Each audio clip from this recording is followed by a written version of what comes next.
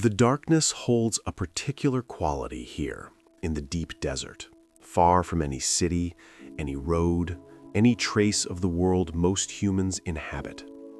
It is a darkness so complete that when you first step into it, your eyes search desperately for something to hold on to, some familiar reference point.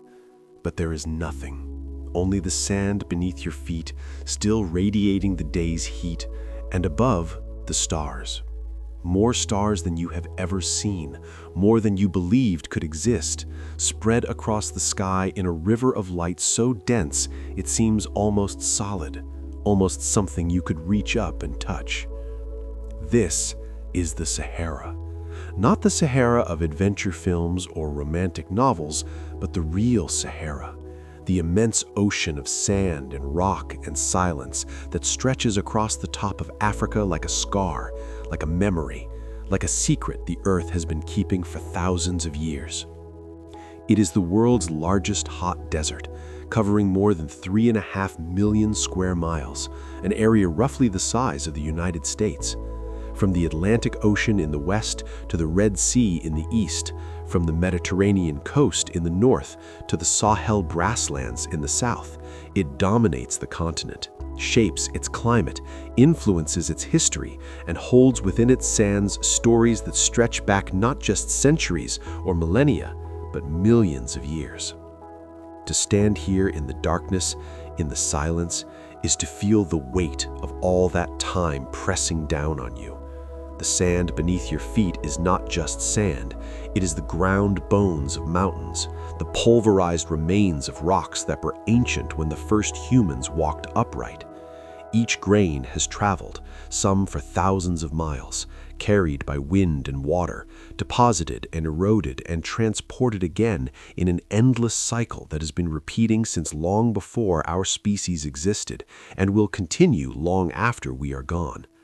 The stars overhead are moving, slowly, imperceptibly, but moving nonetheless, wheeling around the celestial pole in their ancient dance. The same stars looked down on this desert when it was not a desert at all, when it was green with grass and dotted with lakes, when rivers flowed through valleys that are now buried beneath hundreds of feet of sand. The same stars watched as those rivers dried up, as the lakes evaporated, as the green turned to brown and then to the pale gold of endless dunes. The stars remember, even if we have forgotten, even if the evidence has been buried and scattered and erased by time and wind. But the evidence has not been entirely erased. It is still here, waiting to be read by those who know how to look, who understand the language the desert speaks. Beneath the sand, invisible from the surface, but revealed by satellite and radar and patient scientific investigation, lie the traces of ancient rivers, great waterways that once drained the heart of Africa and carried their waters to distant seas. These are the ghost rivers of the Sahara, channels that have not flowed for thousands of years, but whose courses are still etched into the bedrock beneath the dunes, still influencing the shape of the landscape, still holding in their buried sediments the record of a time when this place was radically different from what it is today. And rising from this landscape of sand and memory, visible from space, impossible to miss once you know it is there, is one of the most enigmatic features on the face of the earth. It is called the Richat Structure, though most people who know of it call it by a simpler name, the Eye of the Sahara. From above, from an airplane or a satellite, it looks exactly like an enormous eye staring up at the sky, a perfect bullseye of concentric circles carved into the desert floor, each ring a different color, different texture, alternating between ridges and valleys in a pattern so regular, so geometric, that when it was first photographed from space, scientists assumed it must be an impact crater, the scar left by some ancient asteroid or comet that struck the Earth millions of years ago. But it is not an impact crater. It is something else, something stranger, something that reveals the deep history of this place in ways that are still not entirely understood. The eye is approximately 30 miles in diameter, large enough to be visible from orbit, large enough that standing at its center, you cannot see the outer rings, cannot perceive the perfect circular pattern that is so obvious from above. It is a structure that exists at a scale beyond human perception, that can only be truly comprehended from a distance, from the vantage point of space, where its symmetry and regularity become apparent. The rings are composed of different rock types, each eroding at a different rate, creating the pattern of ridges and valleys. The center is relatively flat, a depression that collects what little rain falls here, creating temporary pools that evaporate within hours or days, leaving behind salt crusts that glitter in the sun. The rocks themselves are old, some of them dating back more than 500 million years, to a time when this part of Africa was being assembled from smaller fragments, when volcanic activity and tectonic forces were shaping the continental crust in ways that would eventually create the structure we see today. But the eye is only one feature in a landscape full of mysteries, full of hidden histories waiting to be uncovered. The Sahara is not, as it first appears, a wasteland, an empty quarter devoid of interest or significance. It is instead a vast archive, a library written in sand and stone, containing within its depths the records of climate changes, of migrations and extinctions, of civilizations that rose and fell leaving almost no trace, of rivers that flowed and dried up, of forests that grew and died, of a world that was once utterly different and that will, eventually, change again. This is a story about water, about the presence of water and the absence of water, about how water shapes landscapes and sustains life, about what happens when water disappears and what remains when it returns. It is a story about time, about the deep time of geology and the shorter but still vast time of human history, about how the two intersect and inform each other. It is a story about memory, about how the earth remembers its own past, how that memory is encoded in rocks and sediments, in the patterns of erosion and deposition, in the traces left by organisms that lived and died millions of years ago. And it is a story about discovery, about how new technologies and patient observation are revealing aspects of the Sahara that were invisible just decades ago, that are changing our understanding not just of the desert, but of climate, of human history, of the intricate connections between geology and biology and atmosphere that make Earth a complex, dynamic planet. The night is beginning to fade now. The eastern horizon shows the faintest hint of gray, a subtle lightening that signals the approach of dawn. In the desert, the transition from night to day happens quickly, without the long twilight of higher latitudes. The stars begin to fade, the brightest ones lingering longest, Venus brilliant above the eastern horizon, Mars a red spark overhead. And as the light grows, the landscape begins to emerge from the darkness, taking on form and color. The sand glowing first gold, then amber, then the pale cream color that will dominate once the sun is fully up. You are standing on the edge of the eye of the Sahara. Though you cannot see the full structure from here, cannot perceive its perfect circular form, that view is reserved for satellites and astronauts, for those who can see the Earth from a distance. But you can see the nearest rings, ridges of dark rock rising from the sand, weathered and fractured, carved by wind and rare rain into fantastic shapes. The rocks are warm already, retaining heat from yesterday's sun and preparing to absorb today's sun and become too hot to touch by midday. This is where the story begins, here at the eye, at this strange and beautiful feature that has puzzled geologists for decades, that has sparked speculation and theory and careful scientific investigation. Here where the deep past is exposed, where rocks that were forming when the world was young lie bare under the desert sun. Here where if you know how to look, you can read the history written in stone, can trace the story of this place from its origins to the present moment, can begin to understand how a landscape transforms, how water flows and dries up, how life adapts and migrates and persists. The sun is higher now, the heat building. The shadows are shrinking, retreating toward the rocks that cast them. The desert is waking up, Such life as exists here stirring from its nighttime shelters, preparing for another day of surviving in one of the harshest environments on Earth. And we are ready to begin our exploration, to step into this landscape of sand and time, to trace the ghost rivers and examine the eye, to read the story the Sahara has been waiting to tell. The sun is higher now, the heat building. The shadows are shrinking, retreating toward the rocks that cast them. The desert is waking up. Such life as exists here stirring from its nighttime shelters, preparing for another day of surviving in one of the harshest environments on Earth.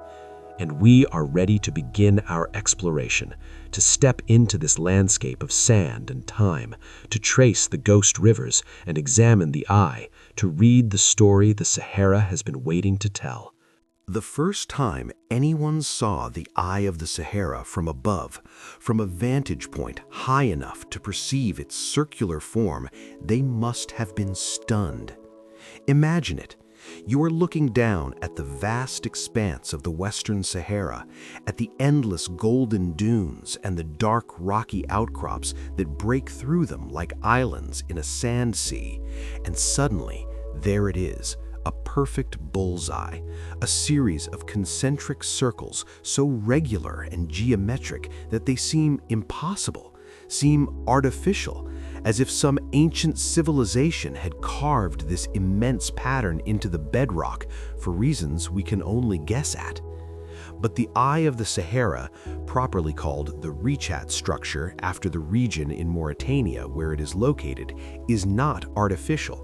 It is entirely natural, a geological feature that has been forming and eroding for millions of years, shaped by processes that we are only now beginning to fully understand. The structure is located in the Western Sahara, in northwestern Mauritania, in a region that is remote even by desert standards, far from major settlements, accessible only by difficult tracks across the sand or by air. The eye measures approximately 25 miles across from its outermost visible ring to its center, though the full extent of the structure may be larger, with outer rings buried beneath sand or eroded away completely. It consists of multiple concentric ridges and valleys, each ring composed of different rock types that erode at different rates, creating the pattern of highs and lows that is so distinctive from above.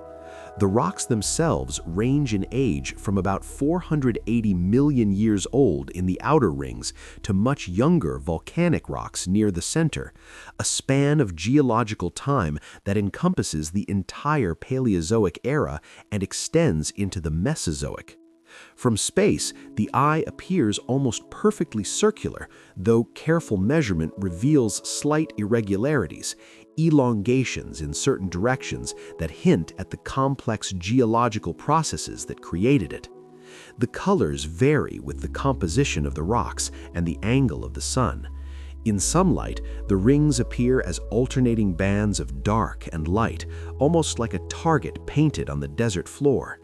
In other light, particularly early morning or late afternoon when shadows are long, the three-dimensional nature of the structure becomes more apparent, the ridges casting shadows into the valleys themselves sometimes holding pools of shadow that make them appear deeper than they are.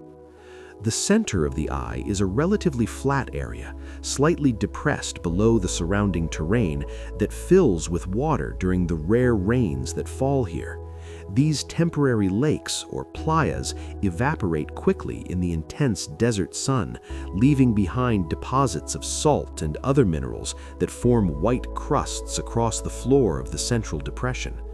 Over time, wind erosion has removed much of the softer material from the center, carrying it away grain by grain, deepening the depression and making the pattern of rings more pronounced. For years after its discovery from orbit, first photographed by Gemini astronauts in the 1960s, scientists debated what could have created such a regular circular feature. The obvious explanation was an impact crater. Circular depressions of this scale are almost always the result of asteroids or comets striking the Earth, the incredible energy of the impact excavating a bowl-shaped depression and often creating concentric rings through a complex process involving shock waves and rebounding rock. The Richat structure, with its size and circularity, seemed to fit this pattern perfectly. But as geologists began to study the eye more carefully, examining the rocks, mapping the structures, analyzing the composition and age of the materials, it became clear that the impact hypothesis did not hold up. There was no evidence of shock metamorphism, the characteristic changes that occur in rocks subjected to the tremendous pressures of an impact. There was no evidence of melting, no shatter cones, no other features that are invariably associated with impact events. The rocks were certainly deformed, certainly fractured and tilted, but not in ways consistent with an impact. The next hypothesis was volcanic. Perhaps the eye was the eroded remnant of a huge volcanic complex, a caldera or series of calderas that had formed when magma chambers beneath the surface emptied and the overlying rock collapsed. This would explain the circular form, would explain the presence of igneous rocks in the center, would explain at least some of the deformation. And indeed, there are volcanic rocks present in the Richat structure, evidence that magmatism did play a role in its formation. But the volcanic hypothesis also had problems. The structure is too large to be a simple volcanic crater. It lacks many of the features associated with major volcanic complexes. The igneous rocks, while present, are not the dominant component of the structure, but rather appear as intrusions, relatively small bodies of once molten rock that forced their way into the existing sedimentary layers. A purely volcanic origin could not explain the overall pattern, the regularity of the rings, the specific sequence of rock types that make up the structure. The current understanding, developed through decades of careful fieldwork and analysis, is that the Richat structure is the deeply eroded remnant of a large domal uplift, a place where rocks were pushed upward from below, forming a broad, gentle dome that subsequently eroded to reveal the layered rocks beneath. The process began perhaps 100 million years or more ago during the Cretaceous period, when tectonic forces associated with the rifting of Africa and South America caused regional uplift across the Sahara. In the area that would become the Eye of the Sahara, this uplift was particularly pronounced, creating a dome perhaps several thousand feet high. As the dome rose, erosion immediately began to attack it. The rocks at the crest of the dome, being highest, were subjected to the most intense weathering and were removed first, exposing deeper and deeper layers. Because the rocks were arranged in concentric layers around the center of the dome, like the layers of an onion, and because different rock types erode at different rates, the erosion created the pattern of rings we see today. Harder layers, more resistant to weathering, were left standing as ridges. Softer layers were preferentially removed, creating the valleys between the ridges. The igneous rocks found within the structure are related to this uplift. As the crust was stretched and thinned during the doming process, magma from the mantle below was able to force its way upward, intruding into the existing sedimentary layers and in some places reaching the surface to form volcanic vents. These intrusions, cooling slowly underground, formed bodies of igneous rock that are now exposed by erosion. They contribute to the complexity of the structure, but did not create it. The fundamental form of the eye, its circularity, its concentric rings, is the result of erosion of a dome, not of volcanic or impact processes. This interpretation explains all the features of the Richat structure. It explains the circularity, the concentric rings, the presence of both sedimentary and igneous rocks, the lack of impact features, the specific sequence of rock types from center to edge. It is consistent with the regional geology, with the tectonic history of northwestern Africa, with what we know about erosion rates and processes in arid environments. It is, in other words, the explanation that best fits all the available evidence. But even with this understanding, the Eye of the Sahara retains its power to amaze, to puzzle, to inspire wonder. To stand at the center of the structure, surrounded by rings of rock that you cannot fully see or comprehend from ground level, knowing that you are standing in a feature visible from space, created by forces operating over millions of years, shaped by erosion that continues even now, it is an experience that puts human existence into perspective, that reminds us of the vastness of geological time and the power of the processes that shape our planet. The Eye of the Sahara is a portal, in a sense, not a portal to another dimension or another world, but a portal to the deep past, a window through which we can see layers of Earth history that are usually hidden beneath soil and vegetation and the clutter of human activity. Here, in the stark clarity of the desert, the rocks lie exposed, the structure is revealed, and we can read the history written in stone, can trace the story of uplift and erosion, of seas advancing and retreating, of volcanic activity and tectonic forces, of millions of years compressed into a pattern of rings that stretches across 25 miles of desert. And it is beautiful. Not in a soft or gentle way, but in the austere, mathematical beauty of pure form, of pattern emerging from chaos, of complexity arising from simple processes repeated over and over across geological time. The eye is beautiful in the way that fractals are beautiful, in the way that crystals are beautiful, a natural form that speaks to something fundamental about the way the universe organizes itself, the way simple rules operating over long periods can create structures of remarkable regularity and complexity. As the day progresses and to understand why the Eye of the Sahara formed where it did, why the uplift occurred in this particular location, you must understand something about the geological history of Africa, about the forces that have shaped this continent over hundreds of millions of years. Africa is ancient, one of the oldest continental masses on Earth, its core composed of rocks that date back more than 3 billion years to the Archean Eon, when the planet was young and its surface was still being assembled from smaller fragments. The Western Sahara, where the Richat Structure is located, sits on what geologists call the West African Craton, a stable block of ancient continental crust that has been remarkably resistant to deformation.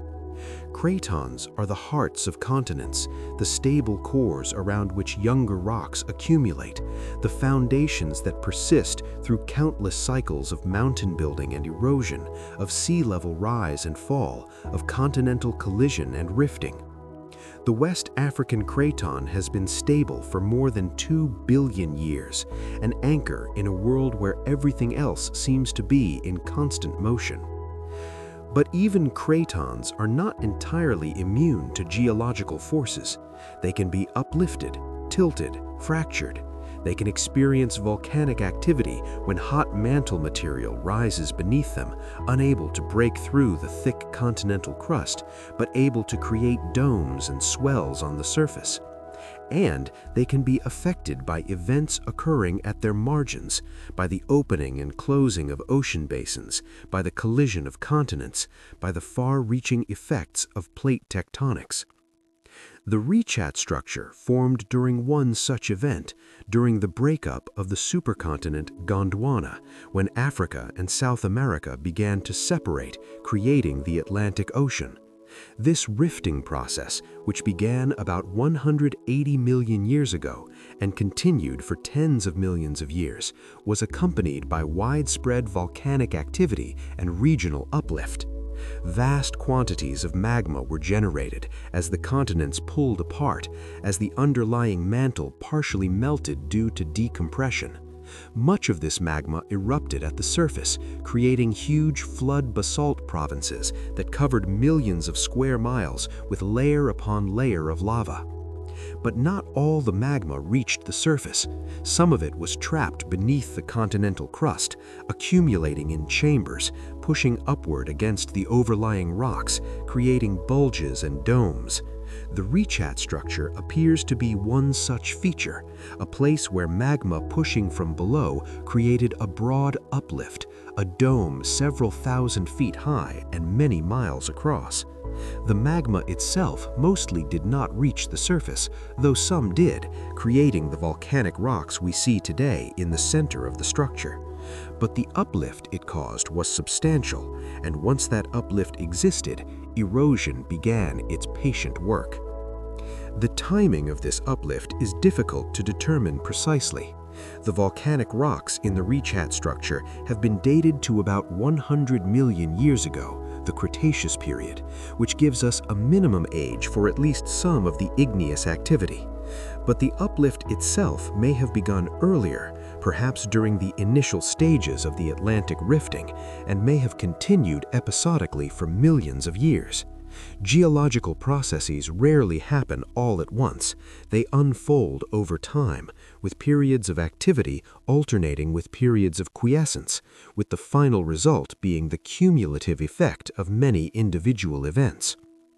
What is clear is that by the time the dome had fully formed, erosion had already begun to modify it. The climate during the Cretaceous was generally warm and humid, much wetter than the Sahara is today. Rivers flowed across the landscape, carving valleys, transporting sediment. Chemical weathering, accelerated by warmth and moisture, attacked the rocks, breaking down minerals, widening cracks, preparing the rock for physical removal. The dome, being elevated, was a target for this erosion, its highest parts attacked most vigorously, its rocks broken down and carried away by water and wind.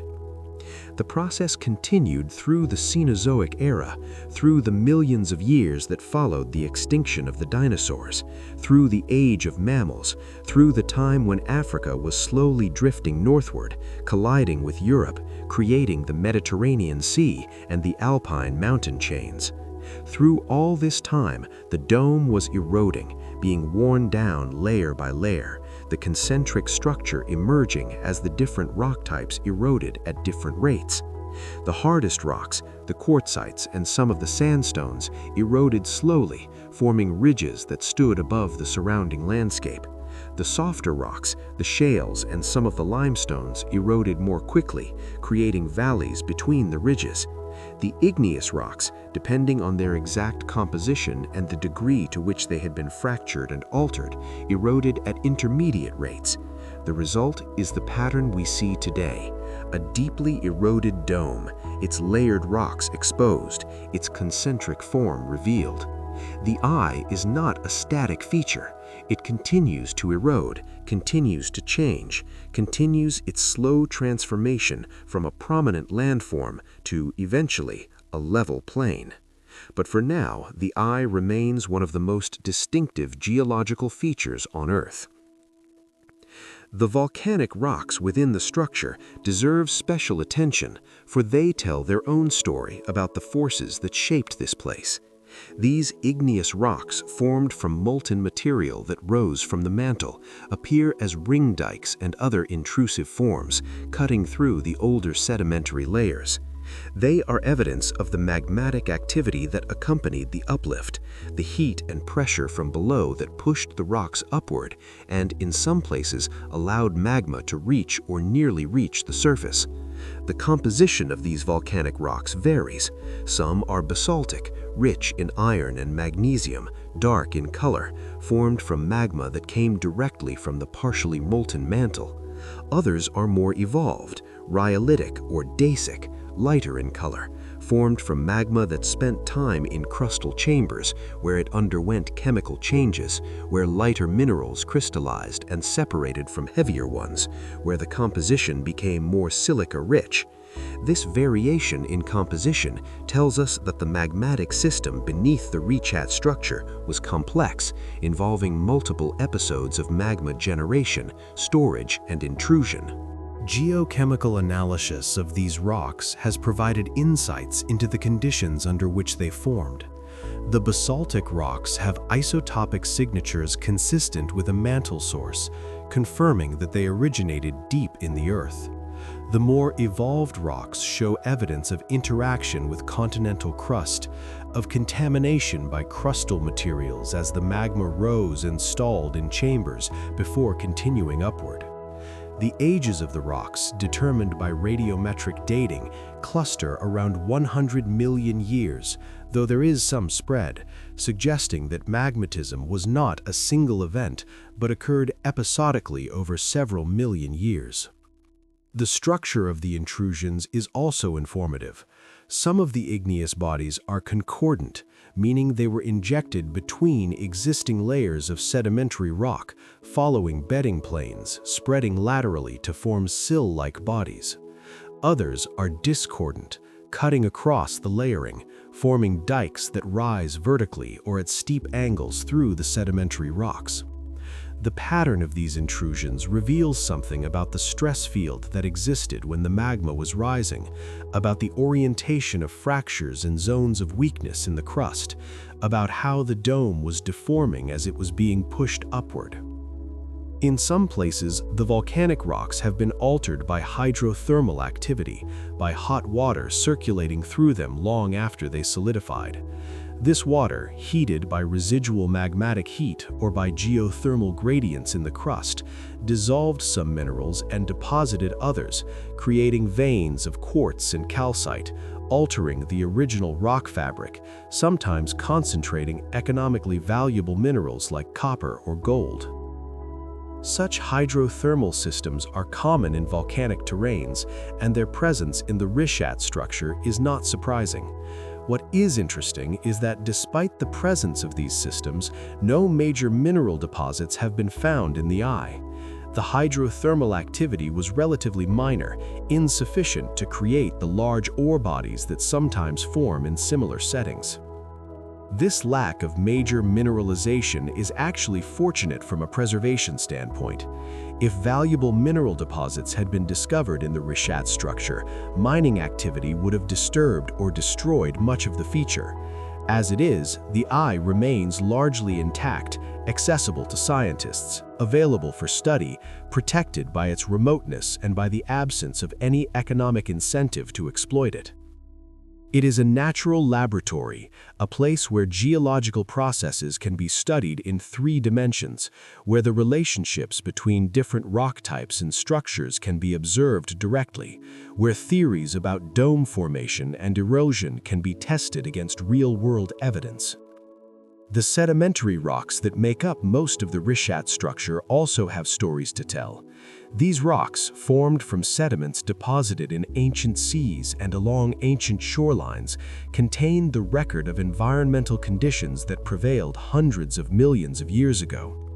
The sandstones tell of beaches and dunes, of shallow marine environments where waves and currents sorted sediment by size, depositing the coarser grains and carrying the finer ones away.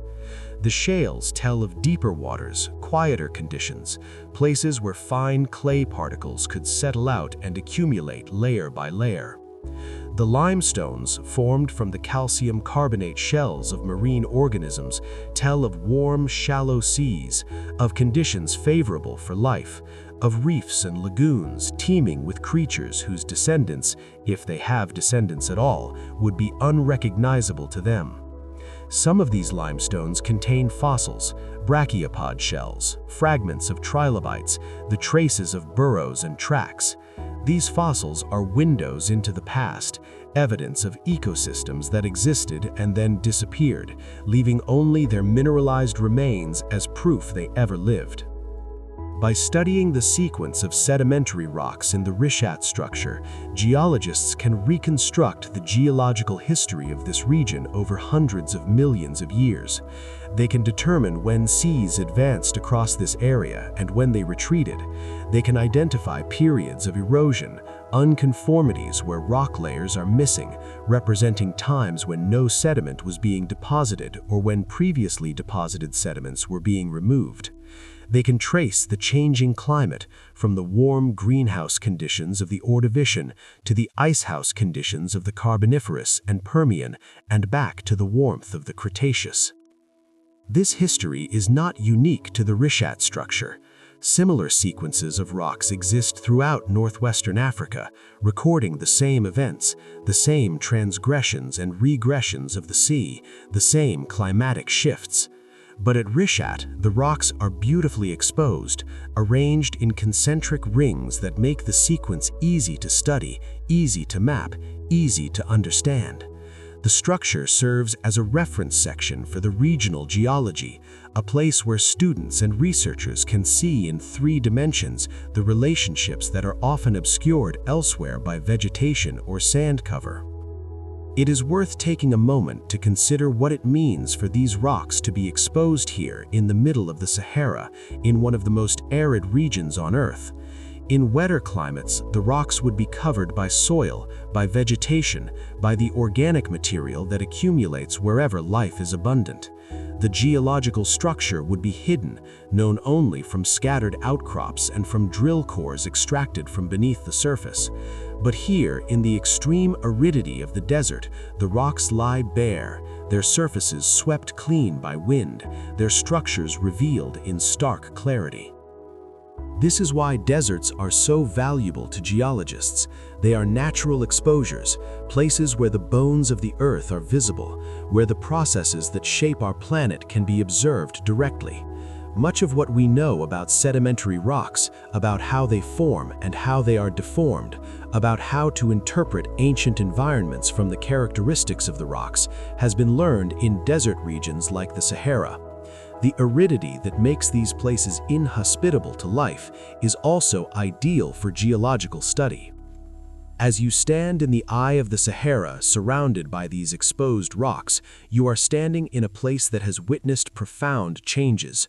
The rocks beneath your feet have been underwater, have been buried beneath younger sediments, have been uplifted and exposed to erosion, have been intruded by magma, have been fractured and tilted. They have experienced temperatures ranging from the heat of deep burial to the searing heat of the desert sun. They have been wet and they have been dry, have been covered by forests and by sand. And through all this, they have persisted. Rocks are durable on human timescales, seeming almost eternal, but on geological timescales they are transient, constantly being transformed from one form to another, being created and destroyed in the great cycle of plate tectonics and erosion. The rocks of the Richat structure are no exception. They were formed from sediments and magmas. They have been uplifted and exposed. They are being eroded away. Eventually, they will be gone, their atoms dispersed, incorporated into new rocks elsewhere, the cycle continuing. This is the reality of the Earth. Nothing is permanent. Everything is in flux. Mountains rise and are worn away. Seas advance and retreat. Continents drift and collide. The surface of the planet is constantly being reshaped, constantly being renewed, constantly changing. The eye of the Sahara is a snapshot of this process, a moment frozen in geologic time, showing us what happens when uplift and erosion interact, when hard and soft rocks are exposed to weathering, when millions of years of gradual change create something beautiful and strange. The sun is setting now, the light taking on the golden quality that makes the desert most beautiful. The shadows are lengthening, emphasizing the topography, making the ridges and valleys of the Richat structure more distinct. The temperature is dropping, the heat of the day finally releasing its grip, the air becoming breathable again. This is the time when the desert comes alive, when the animals that have been sheltering from the heat emerge to hunt and forage, when even the rocks seem to breathe, to relax, to settle into the comparative cool of evening. From where you stand, you can see several of the concentric rings, dark ridges of resistant rock rising above lighter-colored valleys of softer material. The pattern repeats, ring after ring, fading into the distance, the outer rings lost in the haze and the gathering darkness. It is a view that would be impossible anywhere else, a perspective on geological structure that is unique to this place, to this particular combination of uplift and erosion and arid climate that has created and preserved the eye of the Sahara. And as the stars begin to appear, as the sky darkens from blue to purple to black, you realize that this place, as strange and remote and seemingly lifeless as it is deeply connected to the rest of the Earth, to the processes that shape our planet, to the history that extends back billions of years and forward into a future we can only imagine. The eye is not separate from the world, it is part of the world, a product of the same forces that create mountains and oceans, that drive plate tectonics and climate change, that make Earth the dynamic, ever-changing planet it is. The Sahara has not always been a desert. This is perhaps the most important thing to understand about this vast expanse of sand and rock, the fact that underlies everything else we will explore. The Sahara, as it exists today, as an almost lifeless wasteland where rain falls perhaps once or twice a year and where temperatures can exceed 130 degrees Fahrenheit, is a recent phenomenon in geological terms, a product of climate changes that have occurred within the last few thousand years. Before that, within the span of time that encompasses all of human civilization, the Sahara was green. Not everywhere, not all at once, but green nonetheless. Green with grass and shrubs and acacia trees. Green with the vegetation that surrounded lakes and rivers, that supported herds of antelope and elephants, that provided shelter for leopards and lions, that made this region habitable for humans, allowing them to spread across Africa and into the Middle East, to develop cultures and technologies, to paint on rock walls the images of the animals they hunted and the world they inhabited. This green Sahara, this period of relative abundance in a region now defined by its scarcity, lasted for thousands of years, from approximately 11,000 years ago to about 5,000 years ago. The period is called the African Humid Period, and it represents the most recent in a long series of wet phases that have occurred in the Sahara over the past several million years, alternating with dry phases like the present in a rhythm driven by variations in Earth's orbit. The evidence for the Green Sahara is abundant and comes from multiple sources. There is the geological evidence, lake sediments, river deposits, fossil soils that could only have formed under conditions much wetter than exist today. There is the paleontological evidence, fossils of hippos and crocodiles, of fish and freshwater mollusks, of species that require permanent water and could not survive in the modern Sahara. There is the archaeological evidence, stone tools, pottery, the remains of settlements, evidence of fishing and hunting economies that depended on the abundant resources of a well-watered landscape.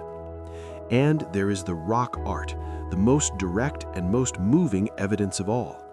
Throughout the Sahara, but particularly in the mountainous regions like the Tassili Niger in Algeria and the Caucasus Mountains in Libya, the rocks are covered with thousands of paintings and engravings created by the people who lived here during the African Humid Period and before. These artworks depict the world as it was: giraffes and elephants and antelopes, hunters with bows and spears, cattle and goats, boats on rivers or lakes, scenes of daily life in a landscape that was, though harsh, capable of sustaining human populations. The transition from the last glacial maximum, the coldest point of the most recent ice age about 20,000 years ago, to the African Humid Period was driven by changes in Earth's orbit. Earth's orbit around the Sun is not perfectly circular but slightly elliptical, and the degree of ellipticity changes over a cycle of about 100,000 years. Additionally, Earth's axis is tilted relative to the plane of its orbit, and this tilt varies between about 22 degrees and 25 degrees over a cycle of 41,000 years. Finally, the axis itself wobbles like a spinning top, a motion called precession that operates on a cycle of about 26,000 years. These orbital variations, known as Milankovitch cycles, affect the amount and distribution of solar radiation reaching Earth's surface. They do not significantly change the total amount of energy the planet receives, but they do change when and where that energy arrives, and these changes are sufficient to drive major climate shifts.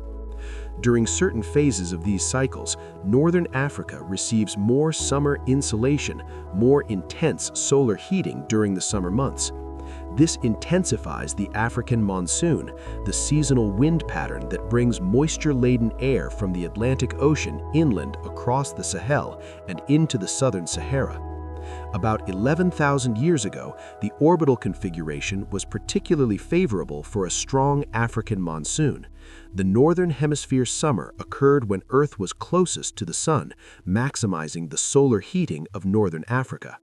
The increased heating created a strong pressure gradient that drew moist air deep into the continent. The result was increased rainfall across much of the Sahara, enough to support grasslands and scattered woodlands, to fill lake basins and create river systems, to transform the landscape from desert to savanna. The changes were profound. Lakes formed in basins that had been dry for thousands of years. Some of these lakes were enormous, covering thousands of square miles. Lake Chad in the southern Sahara expanded to more than 10 times its current size, becoming an inland sea larger than the Caspian Sea is today, with a surface area of perhaps 150,000 square miles. Other large lakes existed in Libya, in Egypt, in Mauritania, creating interconnected aquatic systems that supported rich ecosystems. Rivers flowed where now there is only sand. The wadis, the dry valleys that crisscross the Sahara, carried water, some of them substantial rivers comparable to rivers in currently humid regions. These rivers carved channels, transported sediment, created floodplains where vegetation thrived. Some flowed to the existing drainage systems, connecting to the Niger or the Nile. Others flowed to the lakes, feeding them, maintaining water levels despite evaporation in the still intense desert heat. Still others flowed northward toward the Mediterranean or westward toward the Atlantic, following courses that are now buried beneath hundreds of feet of sand. The vegetation responded to the increased moisture. Grasslands spread across the lowlands, mixed with shrubs and small trees in areas where rainfall was most abundant. Along the rivers and around the lakes, gallery forests developed, ribbons of denser vegetation providing habitat for larger animals and for the humans who hunted them. The plant communities were probably similar to those that exist today in the Sahel, the semi-arid zone south of the Sahara, though shifted northward by several hundred miles. Animals moved into the newly habitable regions. Elephants, giraffes, zebras, various species of antelope and gazelle, predators like lions and leopards and cheetahs, all found refuge in the green Sahara, all thrived in the grasslands and woodlands and riparian zones. Hippos wallowed in the lakes and rivers, crocodiles basked on sandbanks, birds of every description nested in the trees and hunted over the grasslands. The Sahara during the African humid period was as rich in wildlife as the savannas of East Africa are today, perhaps richer because the region was vast and the human population was still relatively small and had not yet developed the technologies that would allow them to significantly impact wildlife populations. And humans were there, taking advantage of the abundance. The archaeological record from this period shows a significant increase in human activity across the Sahara. Hunter-gatherer groups moved into regions that had been uninhabitable during the Ice Age. They established camps near lakes and rivers, places where water was reliable and where game was abundant. They developed specialized hunting techniques, learned to fish, created pottery to store water and food. Some groups may have begun to domesticate animals, herding cattle and goats, though true pastoralism did not develop until later, near the end of the African humid period. The cultures that flourished during the Green Sahara were sophisticated, adapted to their environment, capable of creating art and technology.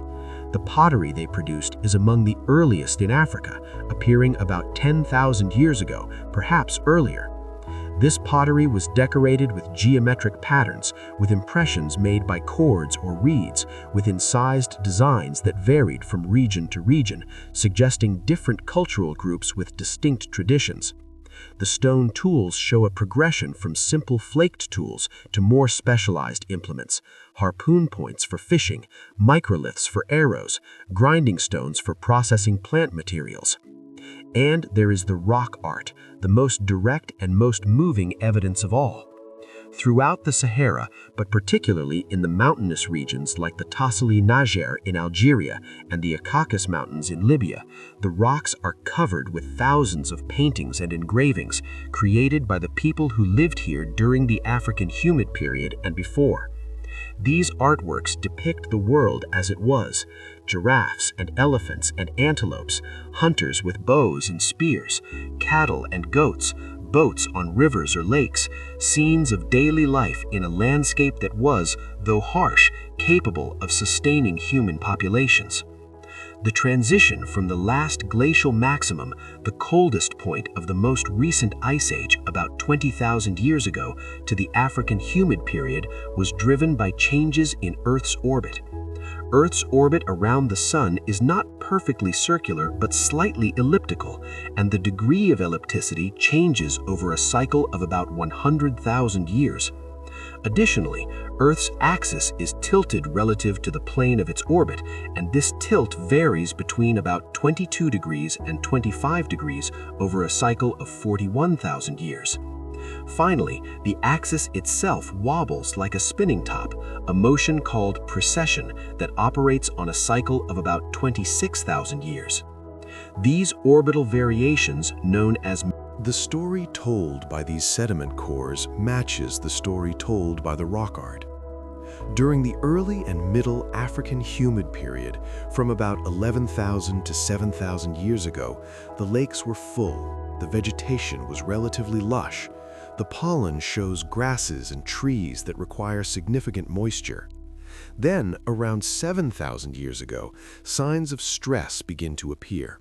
Lake levels start to fluctuate. Some smaller lakes dry up entirely. The pollen shows a shift toward more drought-tolerant species.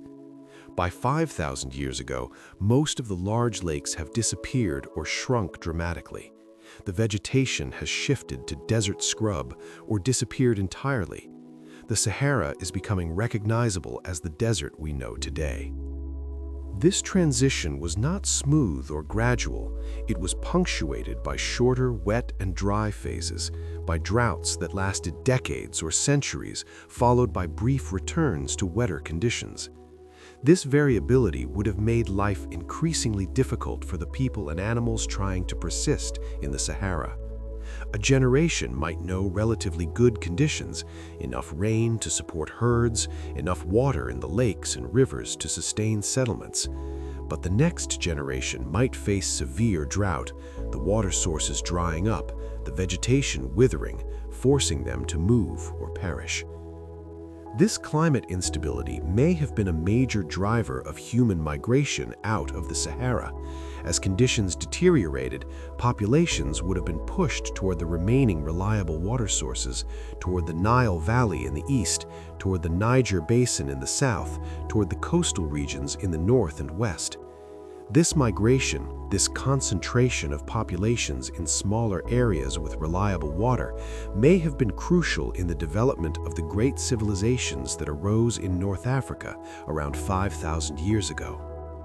The emergence of ancient Egypt in particular may be directly linked to the desiccation of the Sahara. As the desert expanded, populations from the increasingly arid regions to the west would have migrated toward the Nile Valley, one of the few places in the region where water was still abundant and reliable. This influx of people, bringing with them knowledge of agriculture and animal husbandry developed during the African humid period, may have provided the critical mass of population and the cultural exchange necessary for the rapid development of Egyptian civilization. Similar processes may have occurred elsewhere. The development of cities and states in the Sahel region, just south of the Sahara, may have been stimulated by migrations from the north as the desert advanced. The cultural sophistication of these Sahelian societies, their knowledge of agriculture and metallurgy, may owe something to contact with refugees from the Green Sahara. Climate change, in this case the end of the African humid period, was not just an environmental event, but a social and political one, reshaping human geography, forcing populations to adapt or move, creating new cultural centers in areas that had been marginal during the humid period. The question of what caused the end of the African humid period has been debated by climate scientists. The ultimate cause was clearly the changing orbital configuration, the shift in precession that reduced summer insolation in northern Africa and weakened the African monsoon. But the speed of the transition has surprised researchers. Initially, it was assumed that the drying would have been gradual, taking place over thousands of years as the orbital forcing slowly changed. But evidence from multiple sources, lake sediments, vegetation records, archaeological sites, suggests the transition was much faster, perhaps occurring within a few centuries or even less. This rapid transition may have been caused by positive feedbacks in the climate system. As the monsoon weakened and rainfall decreased, vegetation began to die back. The dying vegetation exposed more bare soil and sand, which reflected more sunlight back to space than the vegetation had, further cooling the surface and further weakening the monsoon. Additionally, reduced vegetation meant less water was being transpired into the atmosphere, reducing local moisture availability and further suppressing rainfall. These feedbacks could have accelerated the drying, creating a tipping point beyond which the transition to desert conditions became rapid and essentially irreversible on human timescales. This possibility of rapid climate change driven by feedbacks is concerning in the context of modern climate change. It shows that Earth's climate system can flip between different states relatively quickly, that gradual forcing can lead to abrupt transitions. The Green Sahara became the arid Sahara in a span of time that was brief compared to the thousands of years the humid period had lasted, and the people living there had to adapt quickly or move. Understanding how and why this happened is not just of historical interest, it informs our understanding of how climate systems work, of what might happen in other regions as our own climate continues to change. But the story of the Green Sahara is not just one of loss, of a paradise lost to desiccation. It is also a story of resilience, of adaptation, of how life persists even in harsh conditions. The Sahara did not become completely lifeless when the rain stopped. Life retreated to the margins, to the remaining oases, to places where water from the African humid period, water that soaked into the ground and became trapped in underground aquifers, is still available, emerging at the surface in springs or accessible through wells. These oases are islands of life in an ocean of sand, tiny refuges where date palms grow, where gardens can be cultivated, where people have lived continuously for thousands of years. The people of these oases have developed remarkable strategies for surviving in extreme conditions. They have learned to manage water with extraordinary care, to use every drop efficiently, to create irrigation systems that distribute the available water fairly among all who depend on it. They have selected and cultivated date palm varieties that can tolerate high temperatures and saline water. They have developed social systems that regulate resource use, preventing overexploitation, ensuring that the oasis can support its population indefinitely, or at least as long as the water lasts. But the water will not last forever. The aquifers that feed the oases are fossil aquifers, filled during the African humid period and not being significantly recharged under current conditions. The water they contain is ancient, thousands of years old, a non-renewable resource being slowly depleted. Every bucket drawn from a well, every field irrigated, reduces the amount of water in the aquifer, lowers the water table, makes it harder to access what remains. Eventually, if extraction continues, the aquifers will be exhausted and the oases will dry up, becoming as barren as the surrounding desert. This is not a theoretical concern. It is happening already in many oases, where modern pumps and irrigation systems have allowed extraction at rates far exceeding natural recharge. Water tables are dropping. Wells that once were shallow now require drilling hundreds of feet deep, and some oases have been abandoned as the water has become too difficult or expensive to access. The green islands are shrinking, and without intervention, without careful management and reduced extraction, they will eventually disappear. But that is a story for later, a concern for the present and the future. For now, we are still exploring the past, still trying to understand the green Sahara and what happened to it, still tracing the ghost rivers that flowed when rain fell and lakes filled, and life was abundant in places now dominated by dunes. The oases are part of that story, living connections to the past, places where the memory of water persists even as the desert expands around them. As night falls again in the Sahara, as the heat of the day finally releases and the stars emerge in their millions, you can imagine what this place was like 8,000 years ago. The darkness would have been less absolute, broken by cooking fires of human camps scattered across the landscape. The silence would have been interrupted by the sounds of life, the calls of night birds, the grunt of hippos in a nearby lake, the rustle of large animals moving through grass, perhaps the distant roar of a lion.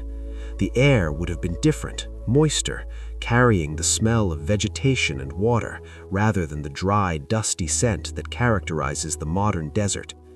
It is a vanished world, that green Sahara, as lost to us as the dinosaurs, as unreachable as any ancient civilization. But unlike some vanished worlds, this one is not lost to the deep past, not separated from us by millions of years or catastrophic events. It existed in the recent past, just a few thousand years ago, within the span of recorded human history. People who lived then were anatomically and intellectually identical to us. They would have thoughts and dreams and fears not fundamentally different from our own. They loved and grieved and hoped, and they watched as their world slowly dried up, as the rains failed year after year, as the lakes receded and the rivers stopped flowing, as they were forced to choose between adapting to increasingly harsh conditions or leaving everything they knew to seek better lands elsewhere. Their story is our story in a sense. They faced environmental change on a scale that transformed their entire world, and they had to adapt or move or die. We are facing environmental change now, different in its causes but potentially similar. Beneath the sand, invisible from the surface but detectable by sophisticated instruments, lies a network of ancient river channels, the ghost rivers of the Sahara, waterways that once drained vast regions of the interior and carried their waters toward distant seas. These buried channels are not hypothetical or inferred, they are real, mappable features, valleys carved into bedrock or filled with distinctive sediments that show clearly in satellite images and ground-penetrating radar surveys. They are the skeletal remains of drainage systems that were active during the African humid period and earlier, systems that shaped the landscape and supported the ecosystems and human populations that thrived when the Sahara was green. The discovery of these ghost rivers is relatively recent, a product of technologies that did not exist until a few decades ago. Before satellite remote sensing and radar imaging, the rivers were unknown, their channels buried too deeply beneath the sand to be detected by ground surveys, their existence suspected but not confirmed. Local people, the nomadic groups who have traversed the Sahara for millennia, knew that certain areas were different, that digging in certain locations was more likely to find water than in others, that the sand had patterns and depths that varied in ways that seemed to follow invisible lines across the landscape.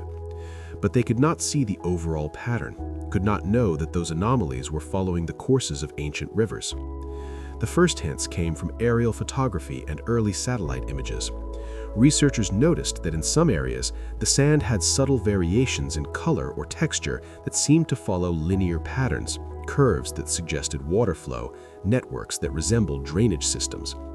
These patterns were most obvious in certain types of light, particularly in the low-angle illumination of early morning or late afternoon, when shadows emphasized subtle topographic variations. They were also visible in certain seasons, when rare rains moistened the sand and vegetation briefly appeared, growing preferentially in areas where subsurface conditions were slightly more favorable. Areas, it turned out, where ancient river channels provided slightly better moisture retention or where the water table was slightly higher. But it was radar that truly revealed the ghost rivers. Ground-penetrating radar, transmitted from aircraft or satellites, can penetrate several meters into dry sand, reflecting off buried features and creating images of what lies beneath the surface. In the Sahara, these radar surveys revealed extensive networks of buried valleys, channels that cut tens or hundreds of feet below the present surface, filled with sediments distinctively different from the surrounding substrate. The patterns were unmistakable. These were river systems, some of them comparable in scale to major rivers today, that had cut channels across the Sahara during periods when the climate was wetter. The most spectacular of these ghost river systems is the Richat River, or Trans-Saharan River, a massive waterway that appears to have flowed from the highlands of the Central Sahara northwestward toward the Atlantic Ocean. This river system, active during previous humid periods, perhaps hundreds of thousands of years ago, would have been one of the largest rivers on Earth, collecting water from a drainage basin covering more than 1 million square miles and delivering it to the ocean off the coast of Mauritania. The Richat's main channel, now buried beneath sand dunes and rocky desert pavement, can be traced for more than 2,000 miles. Its source region was in the Ahaber and Tibesti Mountains, volcanic massifs that rise from the Central Sahara, reaching elevations of more than 10,000 feet. During humid periods, these mountains would have received significant rainfall, enough to generate runoff that collected in valleys and flowed downslope, gathering volume as tributaries joined, eventually forming a major river. The course of the Richat can be reconstructed from radar images and from the distribution of sediments. The river flowed generally northwestward, crossing what is now some of the most arid desert on Earth, following a course that roughly parallels the western edge of the Sahara. Near its mouth, the river would have created a substantial delta, building outward into the Atlantic, creating wetlands and estuaries rich in resources. This delta region would have been particularly attractive to both wildlife and humans, offering abundant water, diverse habitats, and access to both terrestrial and marine resources. But the Richat has not flowed for hundreds of thousands of years. The most recent humid period, the African humid period that ended 5,000 years ago, did not bring enough rain to reactivate this giant river. The channel remains, buried and dry, its sediments slowly being reworked by wind, its form gradually being obscured by the deposition of new sand, but still detectable, still visible to radar, still bearing witness to a time when water was abundant and this landscape was fundamentally different. Other ghost rivers crisscross the Sahara, most of them active more recently than the Richat, many of them carrying water during the African humid period. The Kufra River system in eastern Libya drained northward from the highlands of the Saharan interior, flowing toward the Mediterranean. This river system is visible in satellite images as a network of lighter-colored sediments cutting through darker bedrock, the contrast sufficient to reveal the drainage pattern even without radar imaging. The Kufra was substantial during the African humid period, fed by lakes in its headwaters region, carrying enough water to support riparian vegetation and the animals and humans that depended on it. Archaeological sites are clustered along its course, evidence that people recognized the river valley as a favorable environment and settled there in significant numbers. Stone tools, pottery fragments, grinding stones, and other artifacts have been found along the Kufra's buried channel, testament to the human presence during the time when the river flowed. As the climate dried and the African humid period ended, the Kufra gradually ceased flowing. The lakes that fed it shrank and eventually disappeared. The tributaries dried up. The main channel continued to carry water for a time, fed by groundwater seepage and occasional floods, but eventually even that stopped. The river became a wadi, a dry valley that carried water only after rare desert storms, and then only for brief periods. The vegetation died back, the animals moved away, the human settlements were abandoned, their inhabitants forced to migrate toward more reliable water sources. Today, the Kufra River exists only as a ghost, its channel buried beneath sand and sediment, its existence known only from satellite images and from the memories of the earth encoded in the landscape. But it is not entirely gone. The sediments it deposited, the channel it carved, the aquifers it recharged, all remain, hidden but present, influencing the modern landscape in subtle ways. Water still exists in the subsurface along the river's course, trapped in the porous sediments that fill the channel. Wells drilled in these areas are more likely to find water than wells drilled elsewhere. The vegetation, such as it is slightly more abundant along the river's path. The sand has a different character. The dunes follow slightly different patterns, shaped by the buried topography of the ancient river valley. In the Western Sahara, in Mauritania, another significant ghost river system has been identified, this one flowing from the interior toward the Atlantic coast. This river, sometimes called the Mauritanian River or simply referred to by the local regions it crosses, appears to have been active during multiple humid periods, including the most recent African humid period.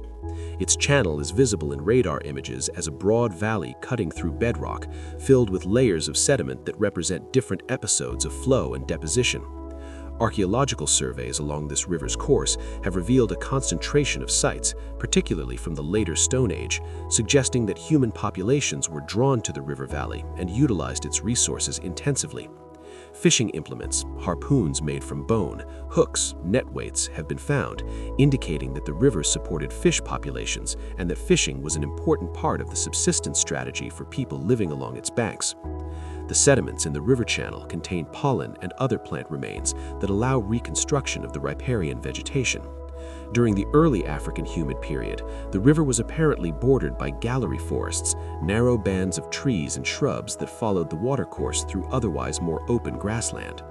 As the climate dried and the flow decreased, the forests thinned, replaced by more drought-tolerant shrubs and eventually by the desert scrub or bare sand that characterizes the region today.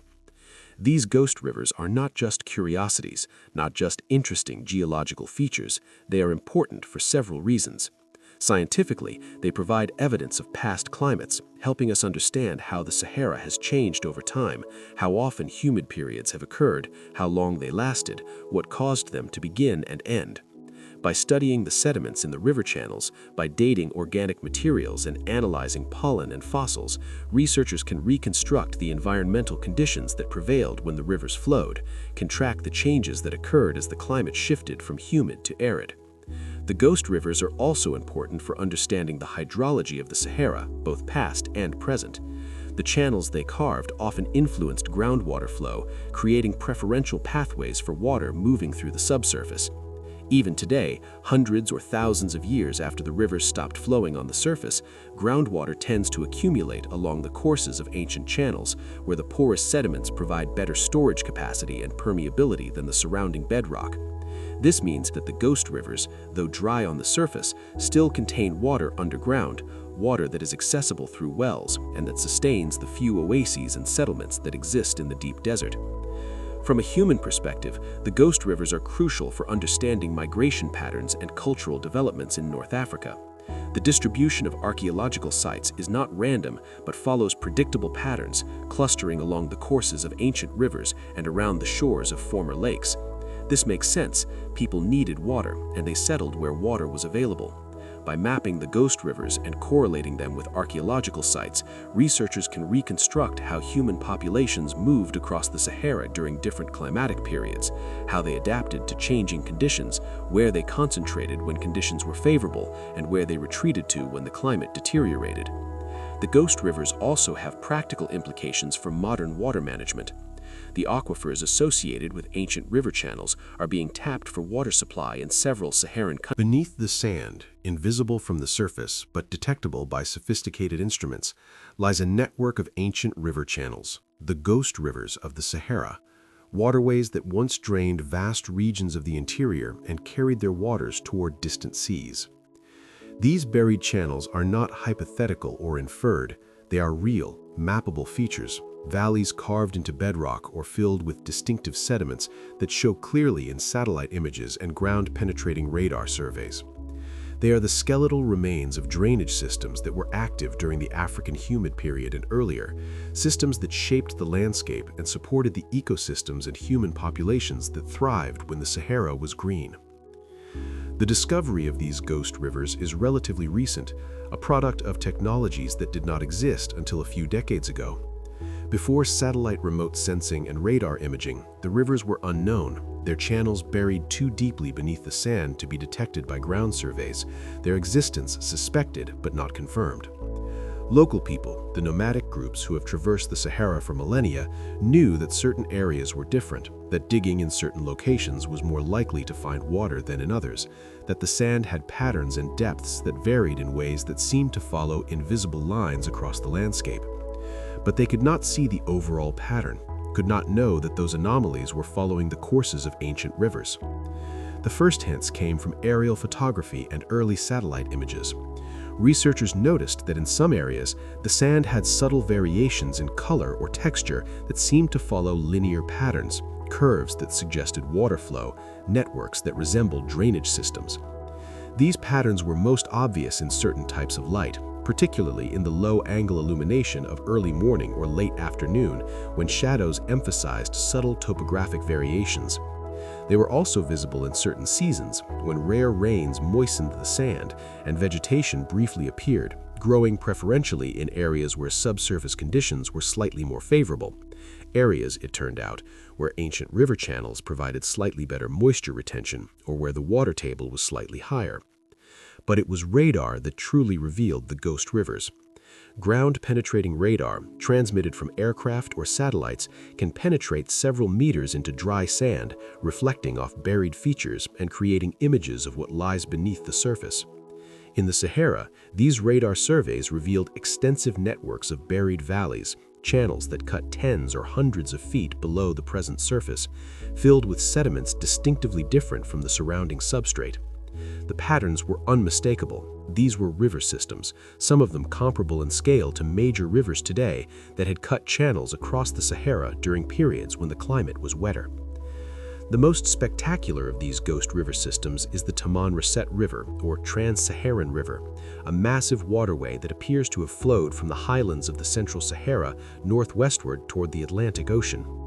This river system, active during previous humid periods, perhaps hundreds of thousands of years ago, would have been one of the largest rivers on Earth, collecting water from a drainage basin covering more than 1 million square miles and delivering it to the ocean off the coast of Mauritania. The Tamanrasset's main channel, now buried beneath sand dunes and rocky desert pavement, can be traced for more than 2,000 miles. Its source region was in the Ahaber and Tibesti Mountains, volcanic massifs that rise from the Central Sahara, reaching elevations of more than 10,000 feet. During humid periods, these mountains would have received significant rainfall, enough to generate runoff that collected in valleys and flowed downslope, gathering volume as tributaries joined, eventually forming a major river. The course of the Tamanrasset can be reconstructed from radar images and from the distribution of sediments. The river flowed generally northwestward, crossing what is now some of the most arid desert on Earth, following a course that roughly parallels the western edge of the Sahara. Near its mouth, the river would have created a substantial delta, building outward into the Atlantic, creating wetlands and estuaries rich in resources.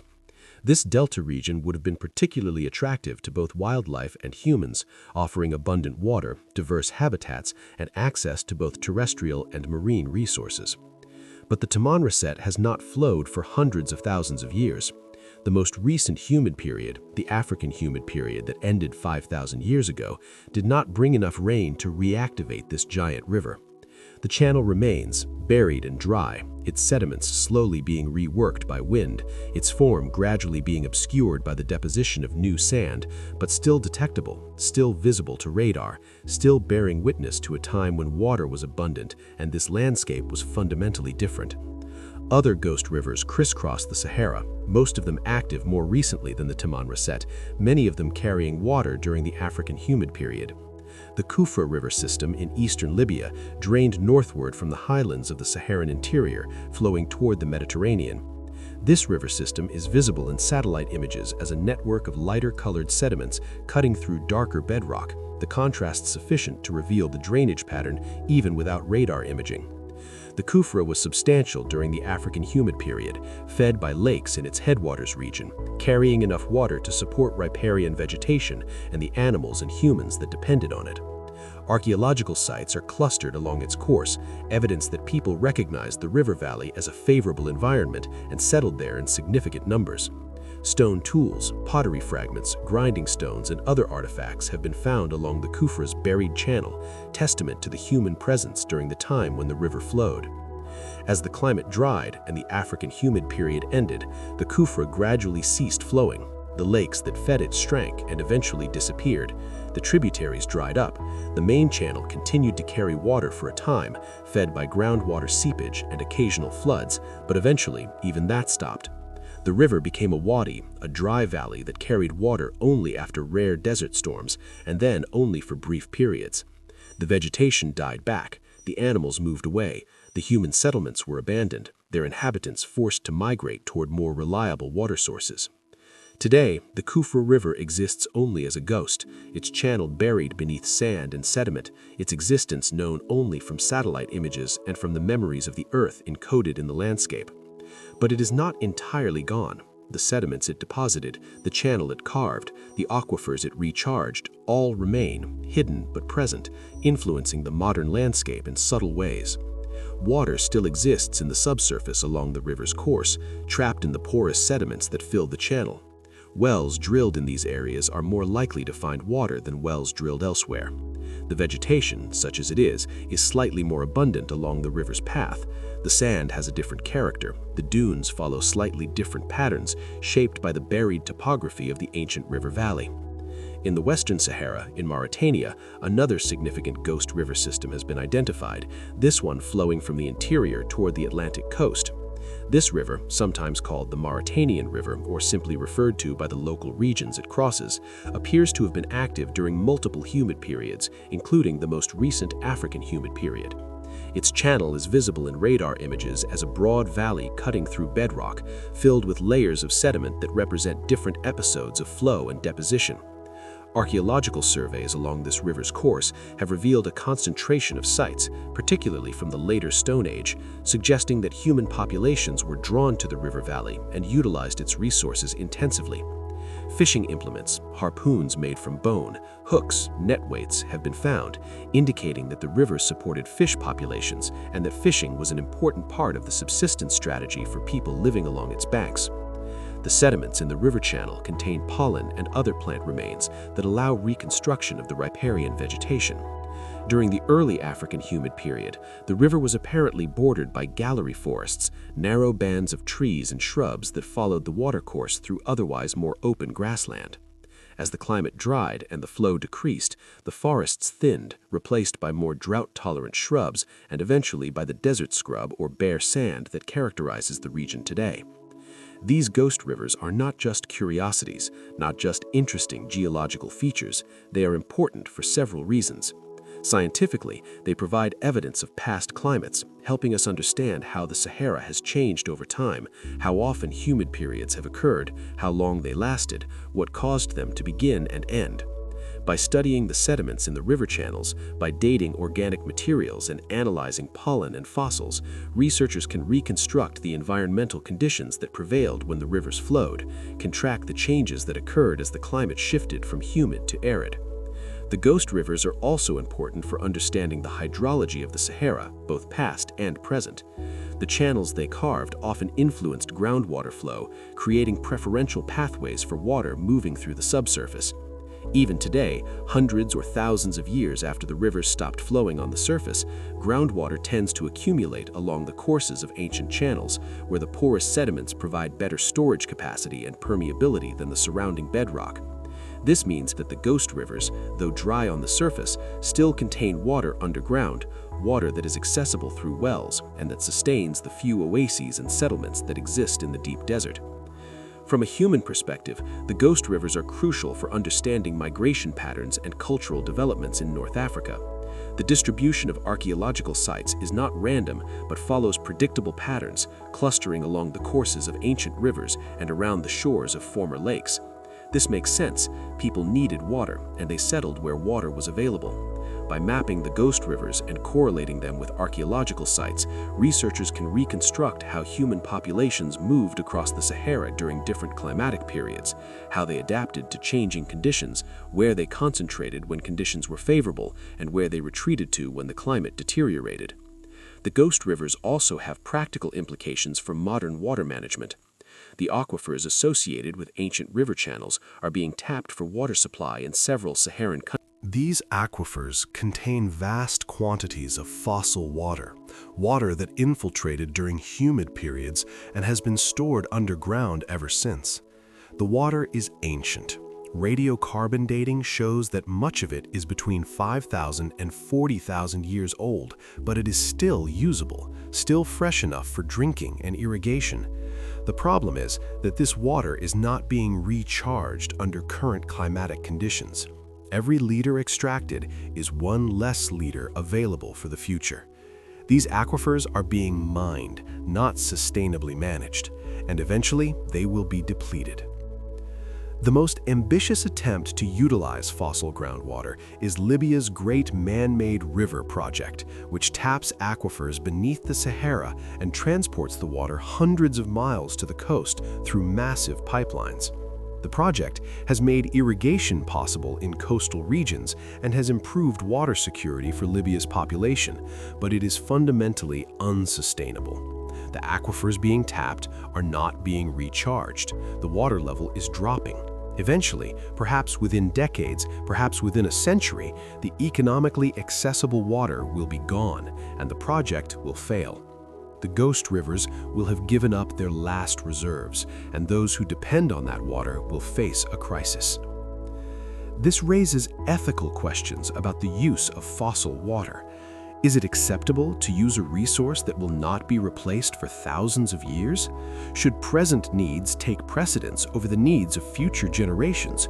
Who has the right to decide how fossil water is used? These are not easy questions, and different cultures and political systems answer them differently. But the ghost rivers and the aquifers they contain force us to confront these questions, to think about sustainability and intergenerational equity, to consider what we owe to those who will come after us. The technology that revealed the ghost rivers continues to improve, and new discoveries are still being made. Higher resolution radar systems, more sophisticated image processing, integration of multiple data sources, all are revealing finer details of the ancient drainage systems, smaller tributaries, subtle variations in channel morphology that provide clues about flow rates and discharge volumes. Each new image, each new survey adds to our understanding of how water moved across the Sahara during humid periods, how the landscape functioned as a hydrological system, how connected or isolated different regions were. One of the surprising findings from these studies is how extensive the river networks were. It is not just a few major rivers, but intricate dendritic systems, networks of tributaries and distributaries that covered vast areas. During peak humid conditions, much of the Sahara would have been drained by rivers, with only the highest plateaus and mountain peaks remaining without surface water flow. The landscape would have resembled the savannas of East Africa today, a mosaic of grassland and woodland, with rivers flowing through valleys and concentrating in larger channels. Another finding is the variability in river activity over time.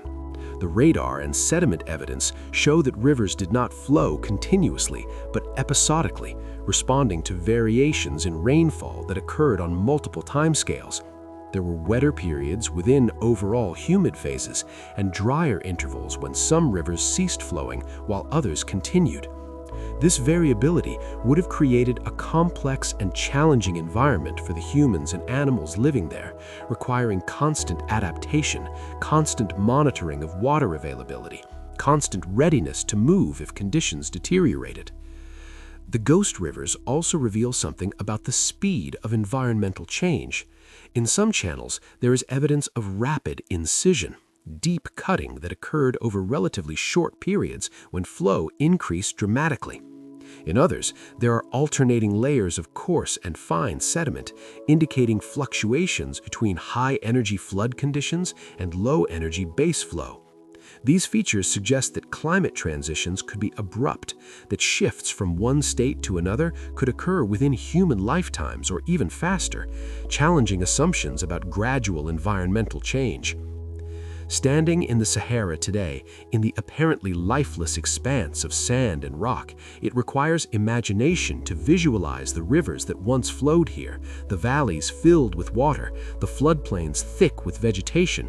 But the evidence is there, beneath your feet, buried but not gone, waiting to be revealed by radar and satellite, by careful excavation, by patient scientific investigation.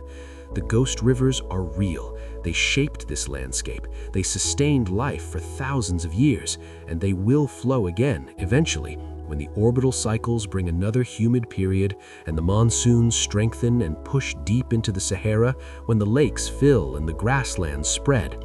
It will not happen in our lifetimes or in the lifetimes of countless generations to come. The cycles operate on timescales of tens of thousands of years, far beyond human perception or planning, but they are real cycles, predictable based on orbital mechanics, as certain as the sunrise.